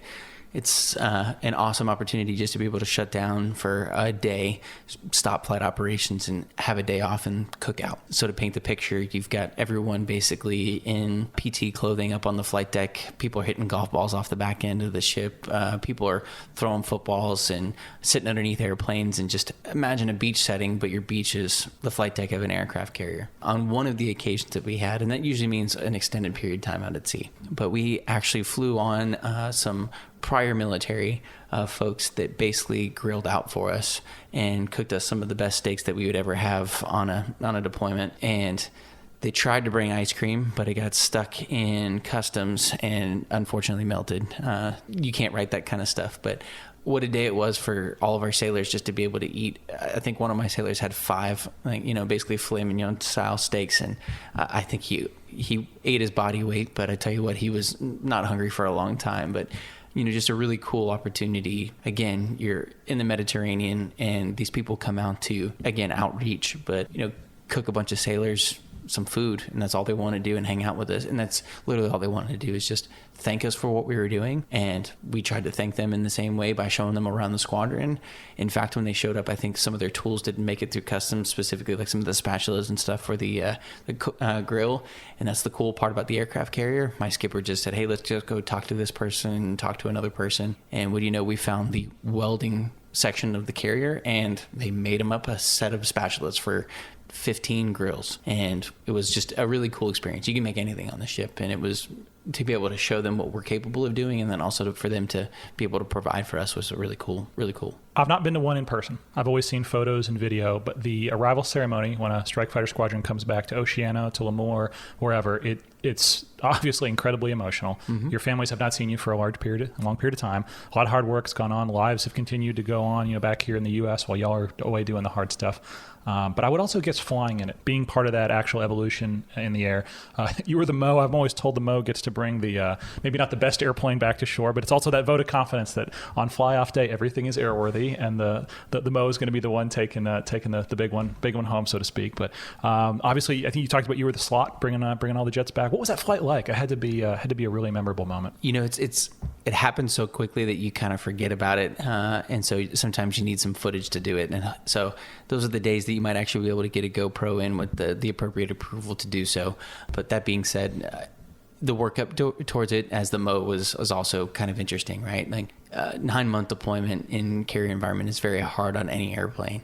And so being able to work with the maintainers to try and get these aircraft fully mission capable, or at least in a position that they are NATOPS up aircraft to be able to get home. And you're right, the Mo does take home the most broken of the airplane, if there is one. I don't like to necessarily use that term because they're all very good aircraft, but I'm also the last person to probably leave.